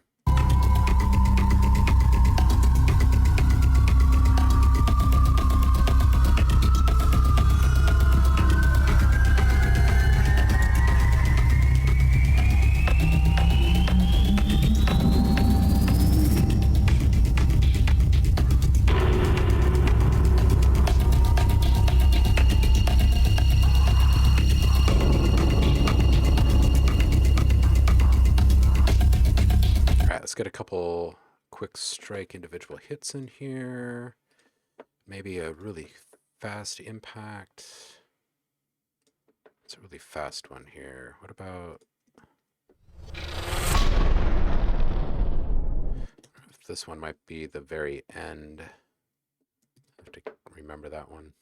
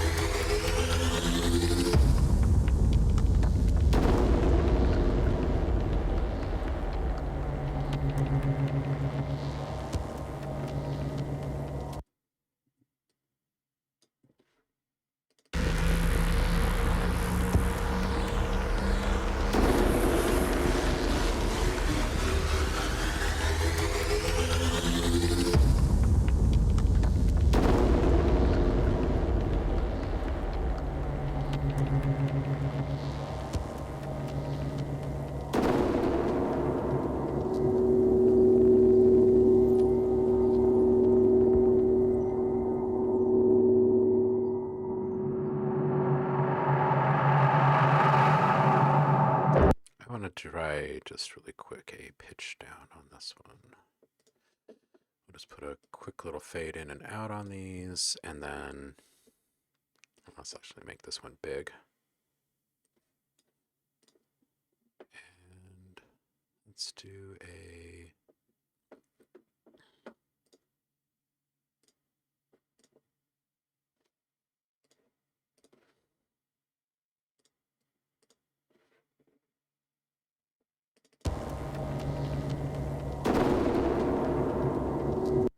Oh, I always need to bring that way in.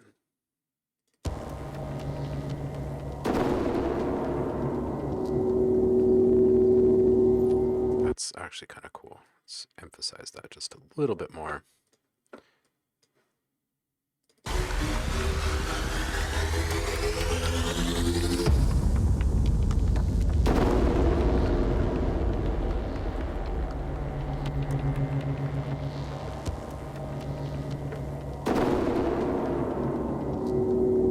Yeah, that's cool. Let's bring these up. Okay, let's add a couple more individual hits.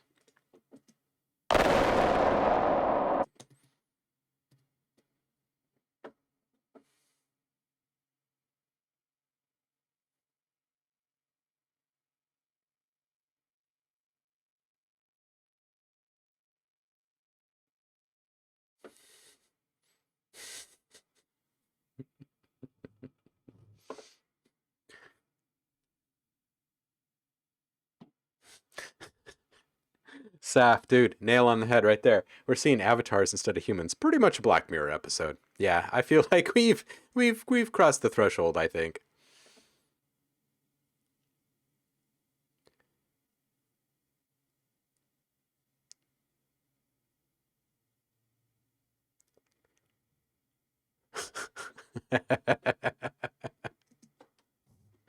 Virtual stuff for virtual apartment. That's awesome. Polly, what's up? Oh, hey, quick reminder, everybody. Go grab the new sound pack for this month. Found Sounds for Beatmakers. It's on the Discord. Everybody who grabs it can participate in the challenge this month. The challenge is going to be created. Let's put up the first poll. Or whatever it's called. Let's how do we do this? Suggestion box. Suggestion box. Let's see here. While being live. Yes, I want to do that while I am live, please. Thank you. Let's see. Component settings. There we go.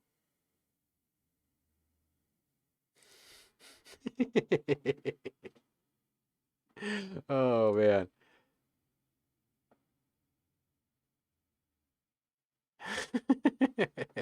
The pretzel commercial dub is fantastic. All right, I'm going to, how do we put a new one in here?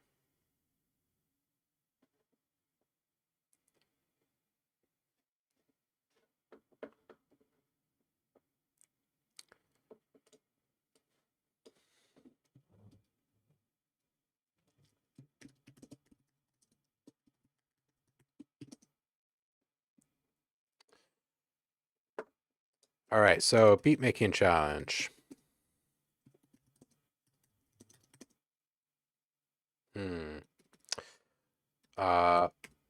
What are the ranks and prizes? So I'm going to leave this as a general Ohmbox chatty thingy. And you guys can just make comments. And then I'm going to put up a poll.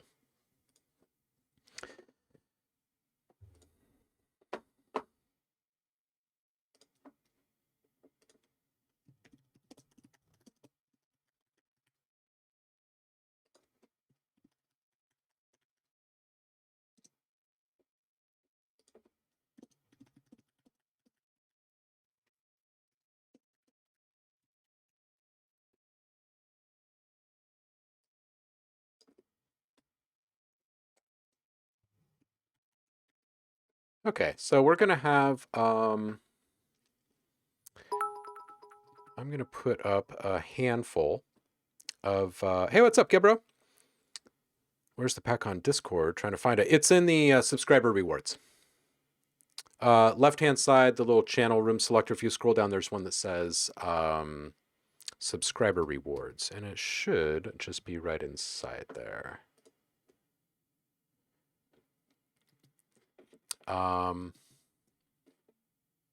Okay, so for our beat making challenge, I think that we should have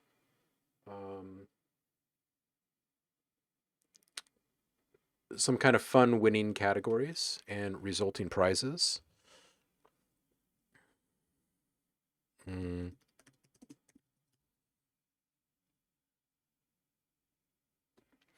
We'll vote on ranks first. What are the ranks? You know, I don't want to have like a first place, second place kind of thing. Maybe dopest, most innovative,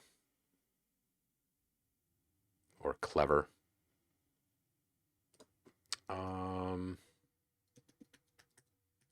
The weirdest.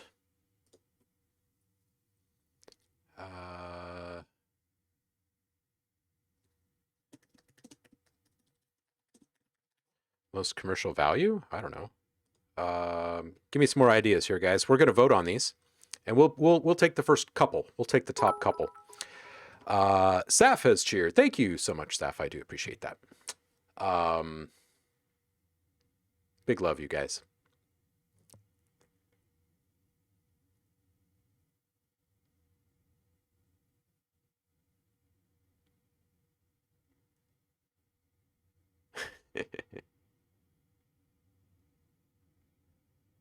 Hey, Ben, if you're misusing jelly beans, we might have to ship you out of here, dude.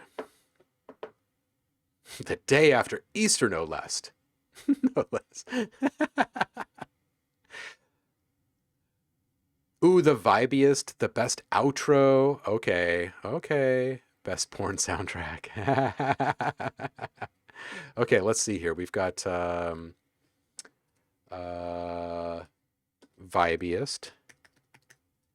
vibiest, most innovative, weirdest, ooh,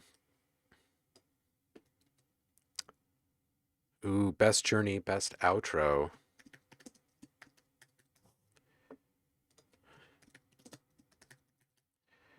Best journey. I like that.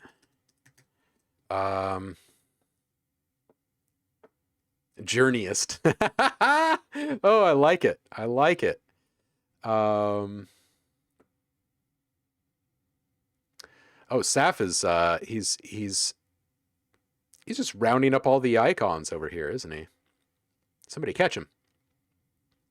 This is awesome. Okay, so far I've got vibiest, most innovative, weirdest, best outro, and best journey. What if can we add another one, or is that? Oh, that's the most I can do. So best outro, weirdest. What about let's kill the most innovative and say most unexpected. All right, let's toss these up. You guys can vote over the next few minutes, and I'll keep track of these, and we will together figure out exactly what our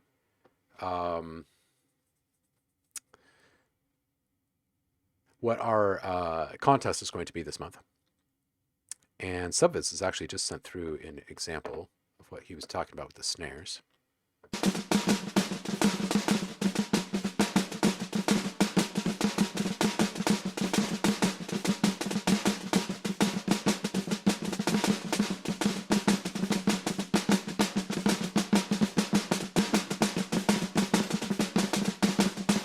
Okay, so in regards to what I'm hearing and what you wish I would be hearing, how close are you?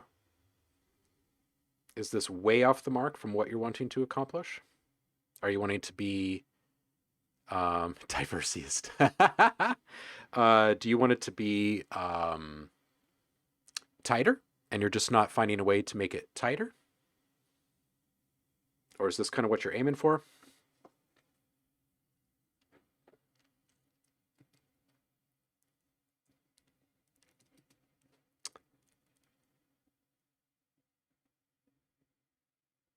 Zamaris, did you find the pack on Discord? No, you like the looseness. Okay, cool. So this is kind of the result that you're aiming for right here then. You're just wanting better drum sounds in it? Is that kind of the... No, Zamaris. All right, hold on a second. Hold on a second. You know, Zamaris, it may be that you have a different email on Discord than you do on Twitch. And if that is the case, let's see what we can do to fix that really quick. Let me get over to Discord. What is your name in Discord, Zamaris?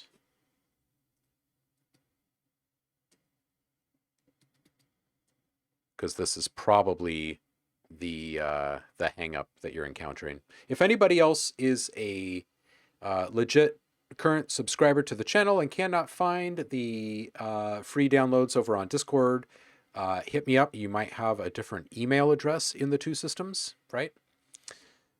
It's Zamaris. Let's see. I don't see you as being on in the room right now. Let's see here. You've joined, right, Zamaris? Yeah, I don't see your name in here. Why don't I see your name in here?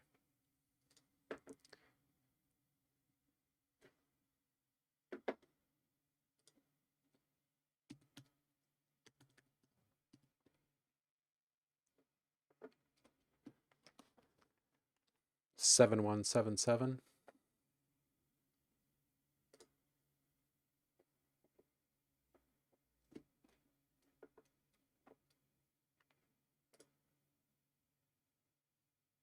Oh, I see that you slid in. I don't know why I didn't see you in there before.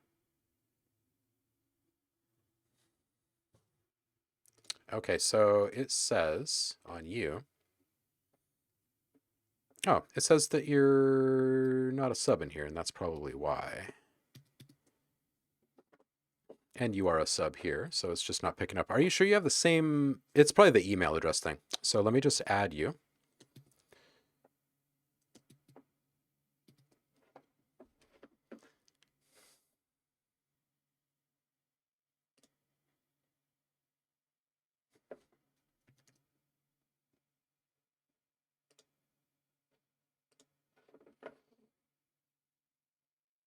Subscriber rewards. And permissions.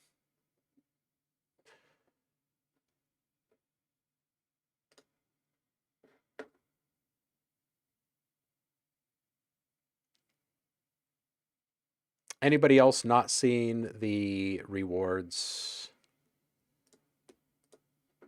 Zamaris, I've just granted you access to that.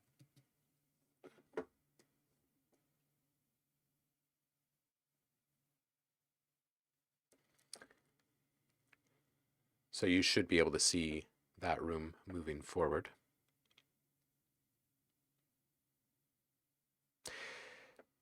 D Moreno Music, welcome back. How are you? Okay, so you're wondering, Subvids, back to your question about these snare ensembles. You're just wondering if there's an ensemble setup for this type of thing. Now I got you. Okay. And quality. As far as the exact setup, I would say no. No, I don't think there really is a go-to VST or sample library for it. As far as the quality, I would again say that most likely you're going to have the best results by seeking out a sample pack or sample library over a VST or plugin or kontakt library, simply because of the reasons outlined earlier, right? Just not wanting to cater to a specific type of genre or standard or whatever. But in sample packs, that's quite the opposite, right? People are looking for drag and drop solutions. So, and you said you have no subscriptions currently? You don't have a subscriptions to like sounds.com or Splice or anything like that? So if you do not, I'm going to say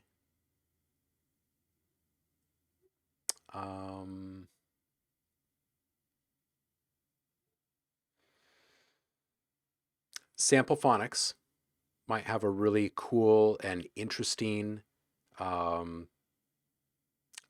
pack for just snares. Sennheiser.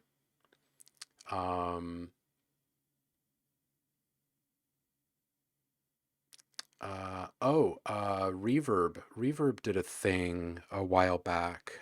Let's see if we can still find a live link to this. Reverb.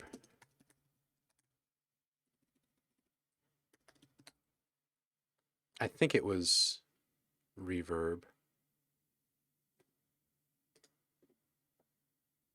And we're not looking at the drum machines. We're going to look in here through the snares filter. Oh, no, just snare maybe. There was, I think it was these guys, put out a massive free download of just acoustic snares. Maybe it wasn't Reverb. Maybe it was Music Radar. That's probably what it was. Music Radar. We're going to find this for you. Okay, so first we're going to go to free music samples down here. And then from the free music samples, we're going to search. This is a ridiculous resource. If you guys haven't stumbled upon this yet in your internet travelings, if you go to Music Radar and click on the free samples, you can just scroll and scroll and scroll and scroll and scroll. It's almost kind of stupid how many things are up here. But in here, and maybe it's just under S for snares, I do remember them putting out a really nice collection, a surprisingly nice collection of acoustic snare drums.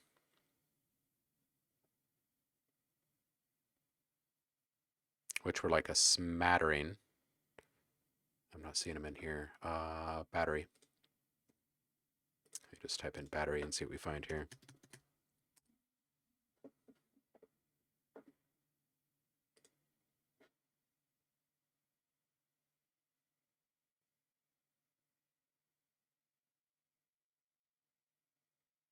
No, it's not that. Maybe it wasn't Music Radar either. One of these bigger ones. It wasn't Reverb. If it wasn't Music Radar, it could have been Sound on Sound.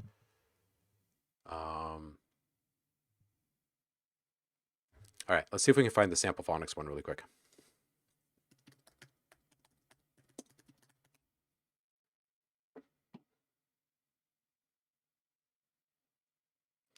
That's electronic.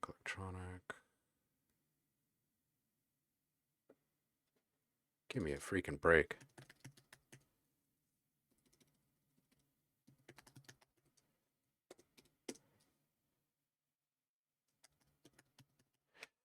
I'm not so sure about the changes that Google is making to their algorithms lately. It's basically taking a sharper drop-off curve and applying it to time-based results. So in other words, the older a post or product is, the lower it ranks in results, which I don't necessarily agree with. Yeah, for what it's worth.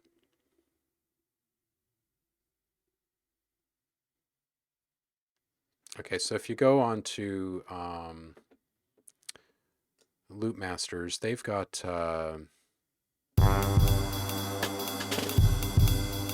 they've got a fair number of packs with acoustic drums, and if you're just wanting to kind of audition the quality of these things before you actually pull the trigger on one of these, they're a really good place to demo all this stuff because you can download free samples like as a test to see what the quality is like.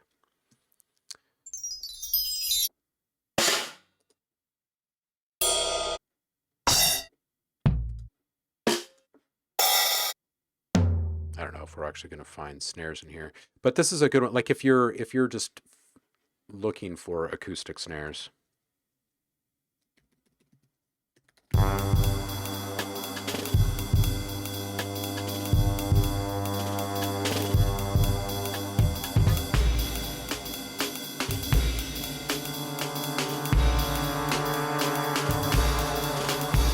But I definitely also recommend just kind of playing around with arcade too. Simply because in the newest edition version, and you can play with it for like a month for free and, you know, bounce out a ton of samples in that time.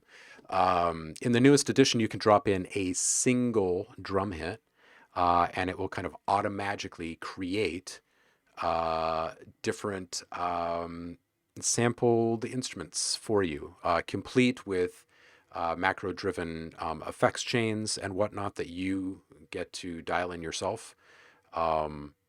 Pretty awesome.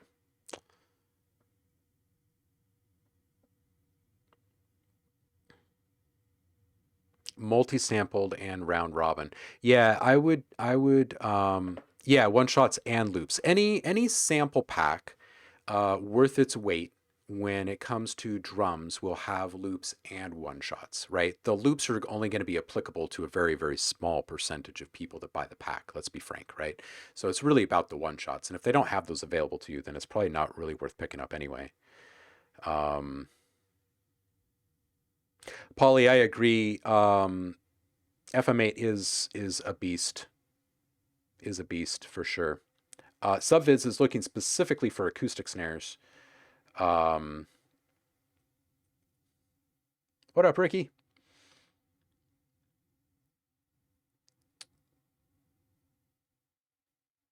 Yeah, dude, Samaritan, they've always been a great resource. So the nice thing about sourcing your own sounds and putting them into your own samplers is that you can then save those things inside of your DAW and just pull them up whenever you like. And like the more savvy you become with those samplers, the more custom they become, like the more unique to you they become, right? So you can figure out really cool ways to get like the perfect flam, for instance, right? Like just the perfect timing for your thing specifically, and you bounce out that flam, which is two different samples being triggered, right? And then you bring that right back into your sampled instrument. So now you've got that flam in there too. You know what I mean? It takes you a while just to get that perfect roll, that very organic and kind of loose roll, right? And as soon as you get that perfect one, boom, you drop that back into the sampler too. And then before you know it, like within just a couple of sessions, you've probably got yourself this kind of like one-stop shop of what, because from there you can take that one instrument and put, say, 6 or 8 instances of it in your project. And on each one, you can affect things like pre-delay, volume, velocity range, pitch, and stuff like that, and just start knocking out individual lanes. It's a good way to produce, I think, because you on a very granular level, you're building something that you'll reap the rewards of for a really, really long time.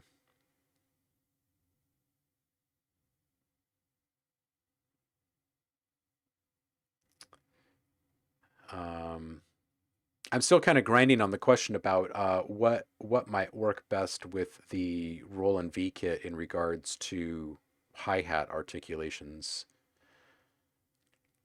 as well. I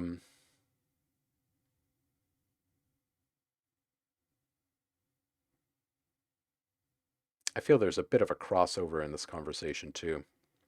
You guys are both looking for very organic results from pretty darn digital tools.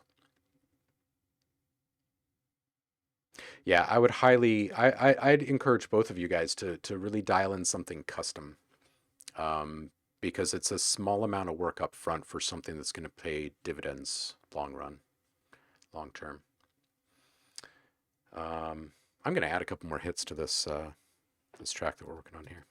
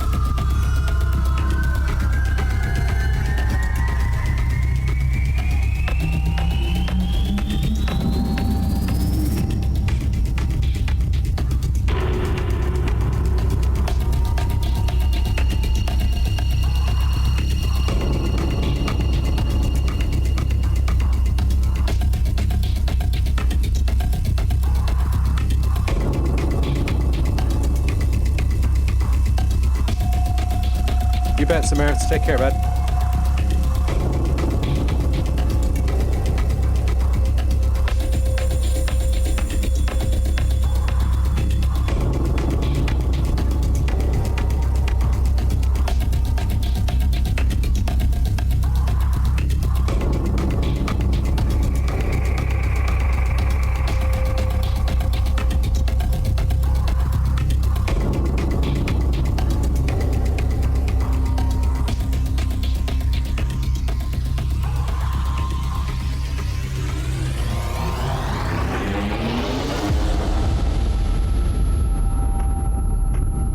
Is that impact too loud on that end, you guys?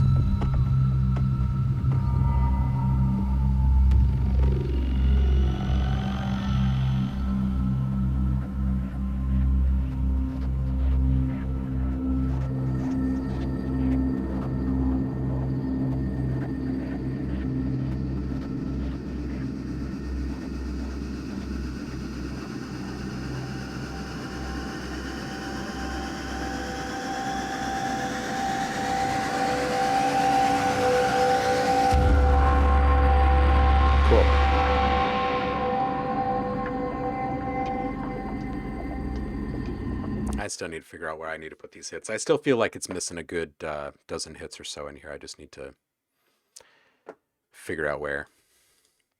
All right, DiMoreno Music, you ready?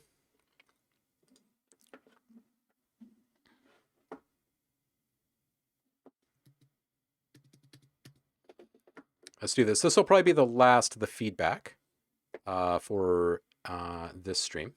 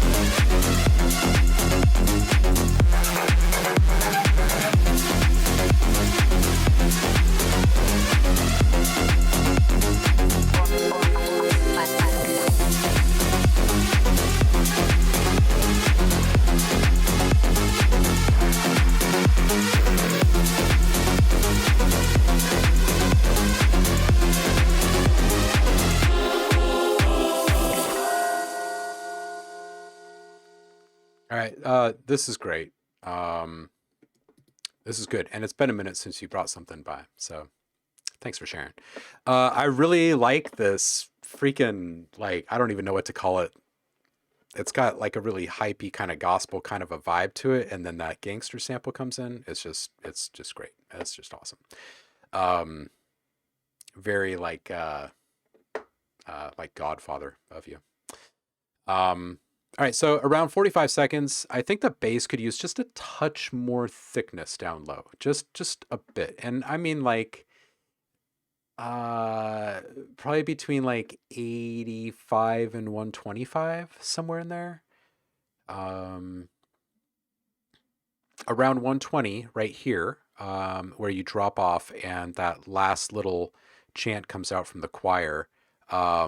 That might feel good to leave that in a bit, not necessarily like a frozen reverb cloud, but maybe if you were to just extend the decay and like slowly sweep out all of the lows until like you squeak past the last of the highs and then it's gone. Might be kind of a cool effect right there. It's got kind of like this heavenly vibe, obviously, on one side of it. So you might want to kind of embrace that and leave something hanging over the top of that drop off there. Around 130, you can hear that bass a little bit more clearly, and I think the glide might be just a touch long on it. I don't know. Might need to listen through that again, actually.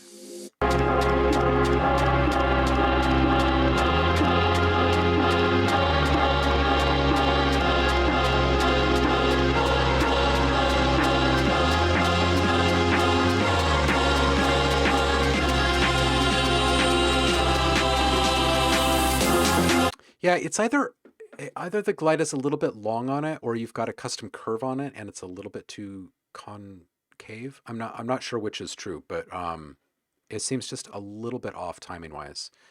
Around 155, like right in here where we just stopped. I think that main synth is just too dominant because there's at least 3 elements that kind of get overrun by it in this spot, and I don't think it needs to be that way. You can keep it around the same dB probably and take it down several luffs, and usually when that's the case, it's just a bit too loud anyway.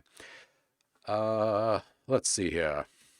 225, that vibro synth and the sides, I think it might need just a touch less low ends. Where is that? That's like right here ish.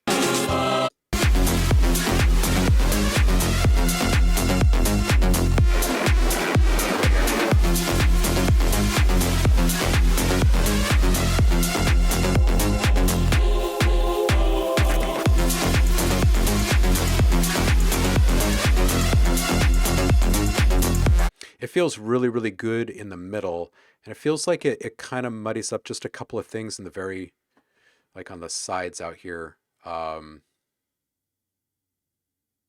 I personally, I would probably take, I don't know if you do any mid-side EQing, but I might take just a little bit more low end out of the sides on that. I think it'd feel really good with those hats over there. All right.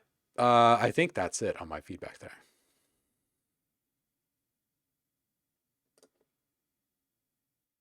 Thank you, Polly, by your comment about the last section being off the charts dope. I'll get back to it in a minute.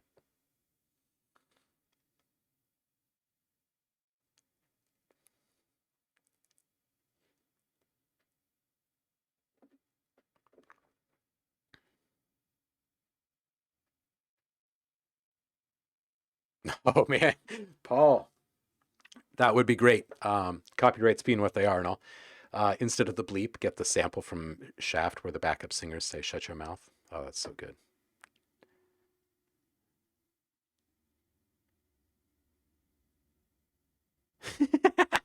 Yeah, how do you unlock swear words?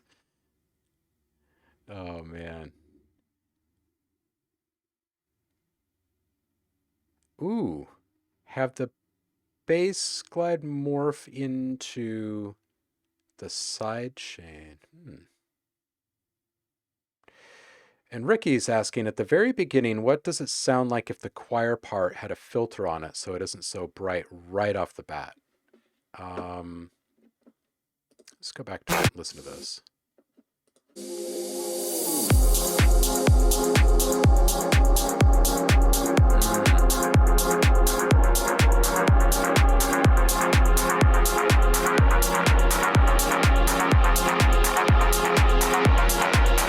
And Homie's already thinking this because there is a filter sweep on here, but Ricky, you're wondering what it might sound like a bit longer in the roll up or something.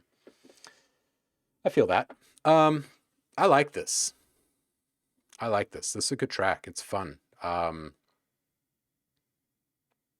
It's definitely got legs. I would not change much in the arrangement, honestly. I think just a couple little mixing things here. I don't think there's a whole lot to complain about. There is an opportunity when you're doing the steady kind of pulses of the choir, the ba ba ba ba, right before the change each time.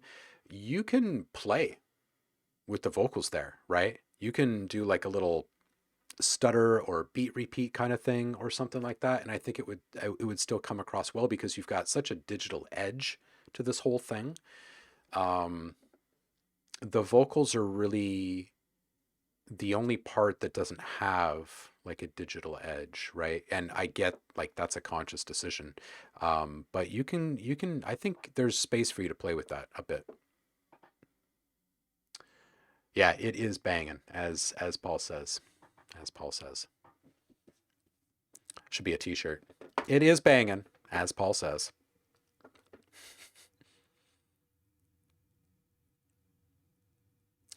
Oh, Cardiac is saying, "Hey, so I'm doing a mix for someone else for the first time. I'm super excited. Any advice?" Yeah, dude. Um, uh, First off, good to see you. Happy Monday. Um, Remember that it's theirs. Remember that it's theirs, and that if you feel like you're about to take a significant creative liberty, you don't necessarily need to reach out to ask permission to do so. I would just recommend being proactive and having an A/B comparison for them. So, for instance, and this is very much a mixed thing, right? You don't have to worry about this type of stuff so much in the master. Um, but when you have full control over someone's mix, swapping out reverbs and things like that become a thing, right? Um, for your more, um, upfront affect type stuff, like stutters, glitching, sweeps, that type of thing, those are the types of things that you might want A/B on. Um, the other thing that I would recommend up front is always, always, always listen to each and every reverb that you're putting on before you actually make it a selection for the track. Make sure that the room tone is actually fitting, right? The timing and everything is actually fitting. So listening to all of that in only wet and no dry before being applied is like super, super critical for other people's work, I think. When you're mixing your own stuff, you're so acutely aware of so many nuances that you can get away with a lot, right? Because you're operating through differentials, right? You can kind of suss out what's changed just by listening to something for a couple of seconds. But when it's someone else's work, you're not that intimately um, aware of those same nuances. So it becomes supremely important to make sure that you're listening to the sound and the color of the effects before you're making them, before you're selecting them um, in the mix. Um, I would also recommend doing a proper volume mix on it, right? Because everything sounds better when you start with a proper volume mix.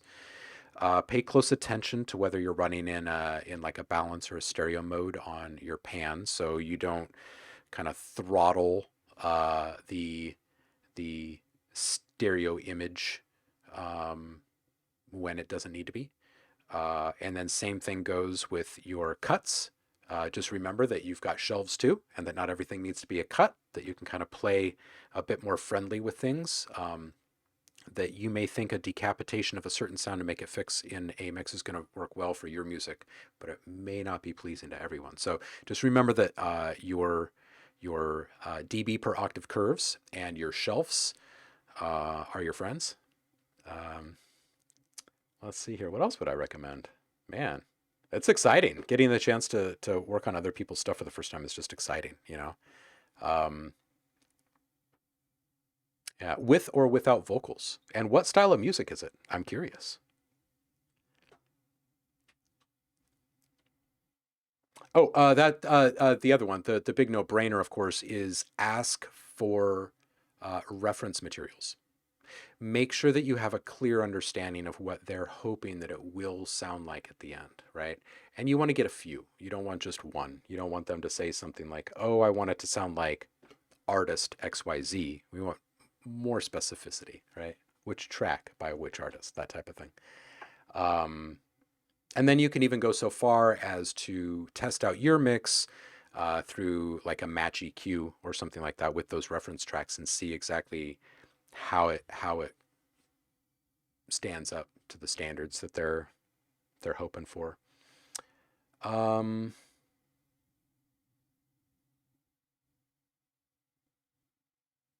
yeah, the other thing that I would just generally recommend, like just as a general rule of thumb, when you're first starting out with clientele, like building up some kind of client base, is under promise and over deliver.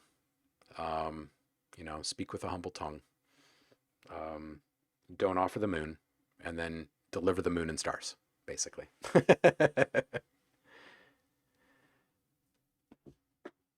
They asked me not to say too much about it, but it's very different from your stuff. Psych rock with electronic elements. That's dope. That's awesome. That's great. That's going to improve your stuff so much. Like working on stuff that's outside your comfort zone or like the normal realm of operation is so great. It's so great. It's so great. Yeah, you got to get the references because you need to understand their expectations, and you're never in someone else's head truly, so you never really know. And you may be thinking one direction, and they're actually expecting quite a bit different direction, and it's just good to know those things up front. Yeah, less is more. Less is more. Don't try to get too tricky. Remember that people make their music sound the way that they make it because they want it to sound that way, or that's the closest that they can get to the sound that they want. So a very big departure from that is almost always going to be a bad thing, even if your ideas are really cool. That's where the A/B comparisons come in. Sometimes you can sell someone on the idea of having like two versions on a song if an idea is good enough too. But that's it. And then I would say just kind of go back and review the experience once you're through it and see what you can learn offline from the experience, right? And like what you could do to improve it before you step into the next one with another person, right? Um, notes. Oh, notes. Take notes. Take notes. And leave notes, especially if you guys are like sharing a project or something. Notes are priceless. Notes are priceless, and I think that they're underused by a lot of people. So, um, oh, lastly, yes, that's correct. You're the editor, but not the writer. But it's a bit more than that, right? No writer likes being cut by the editor, right? So here's the other one. Shit, what was I just about to say? Um, Notes. Oh, presets. Presets. Save presets. Presets and channel strips. Because odds are you're going to deliver something to them that they like. And you then become the easiest solution to this same problem each and every time they produce. And that is, who am I going to get to mix this thing? And they're going to turn to you if you deliver something good. And the worst thing that you can do for yourself is to approach it all from the ground again. Because when you do, there's too many opportunities to deviate from what your client experienced as success. And when you deliver something that is just different, like fundamentally different. And it's easy to deliver something fundamentally different if you're starting from zero each time, right? So, since this is the first time doing this for other people, you don't have those standards built up yet.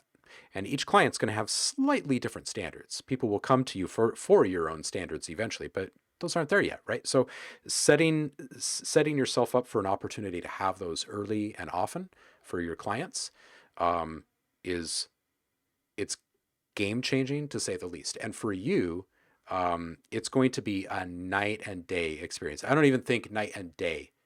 It's a winter summer difference between working with presets and not working with presets.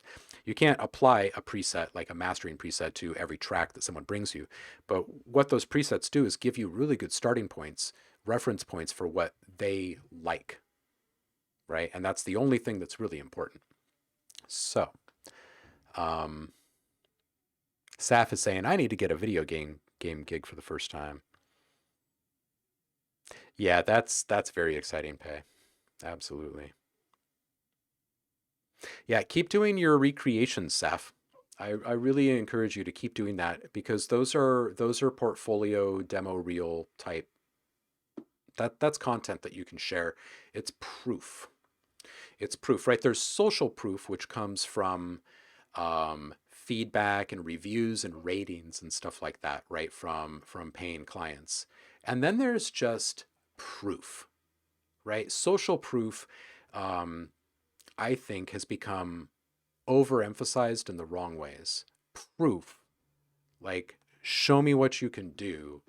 That's proof. I don't care if the best thing that you can show me was something that you did for a client or not. It's still something that you did. So keep doing it. And you will get those gigs.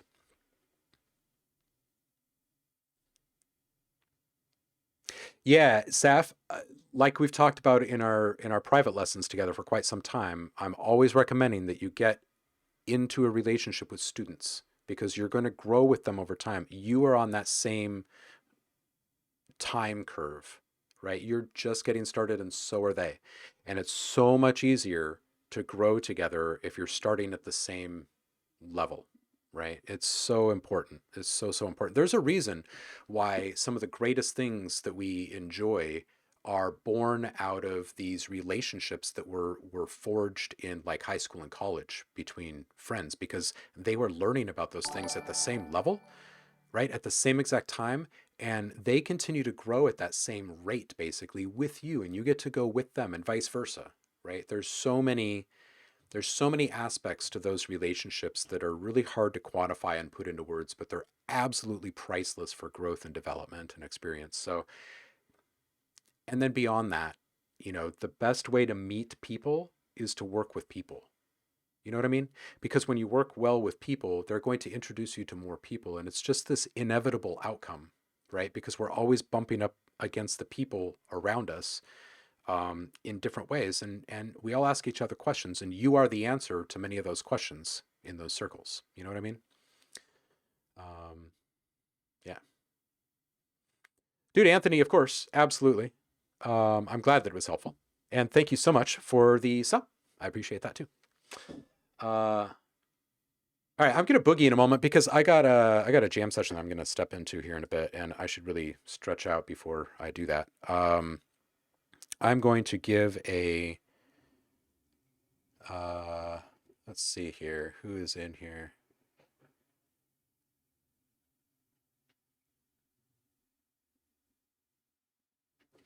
Who is in here right now? Hmm.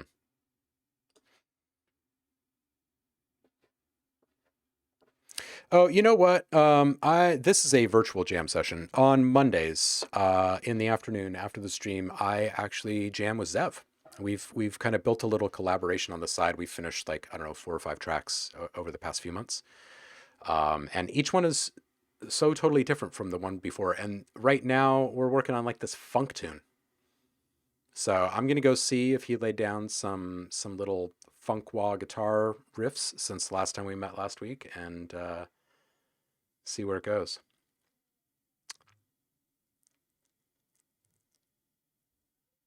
Yeah, Saf, dude. Yeah, never underestimate.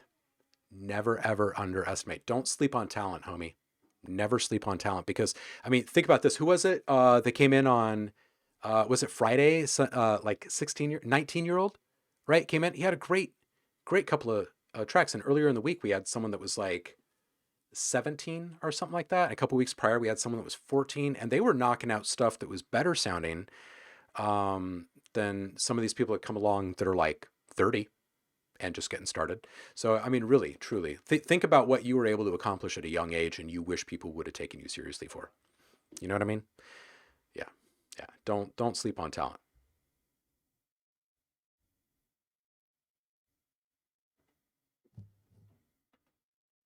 Oh yeah, always get my FunCon subs. Absolutely. So I will get you a comp of something soon, Sub, because you're sitting in the queue. And Swamp, if you're in here, I will get an email out to you. Cool, Saf. Yeah, I'm glad that resonates. That's an important thing.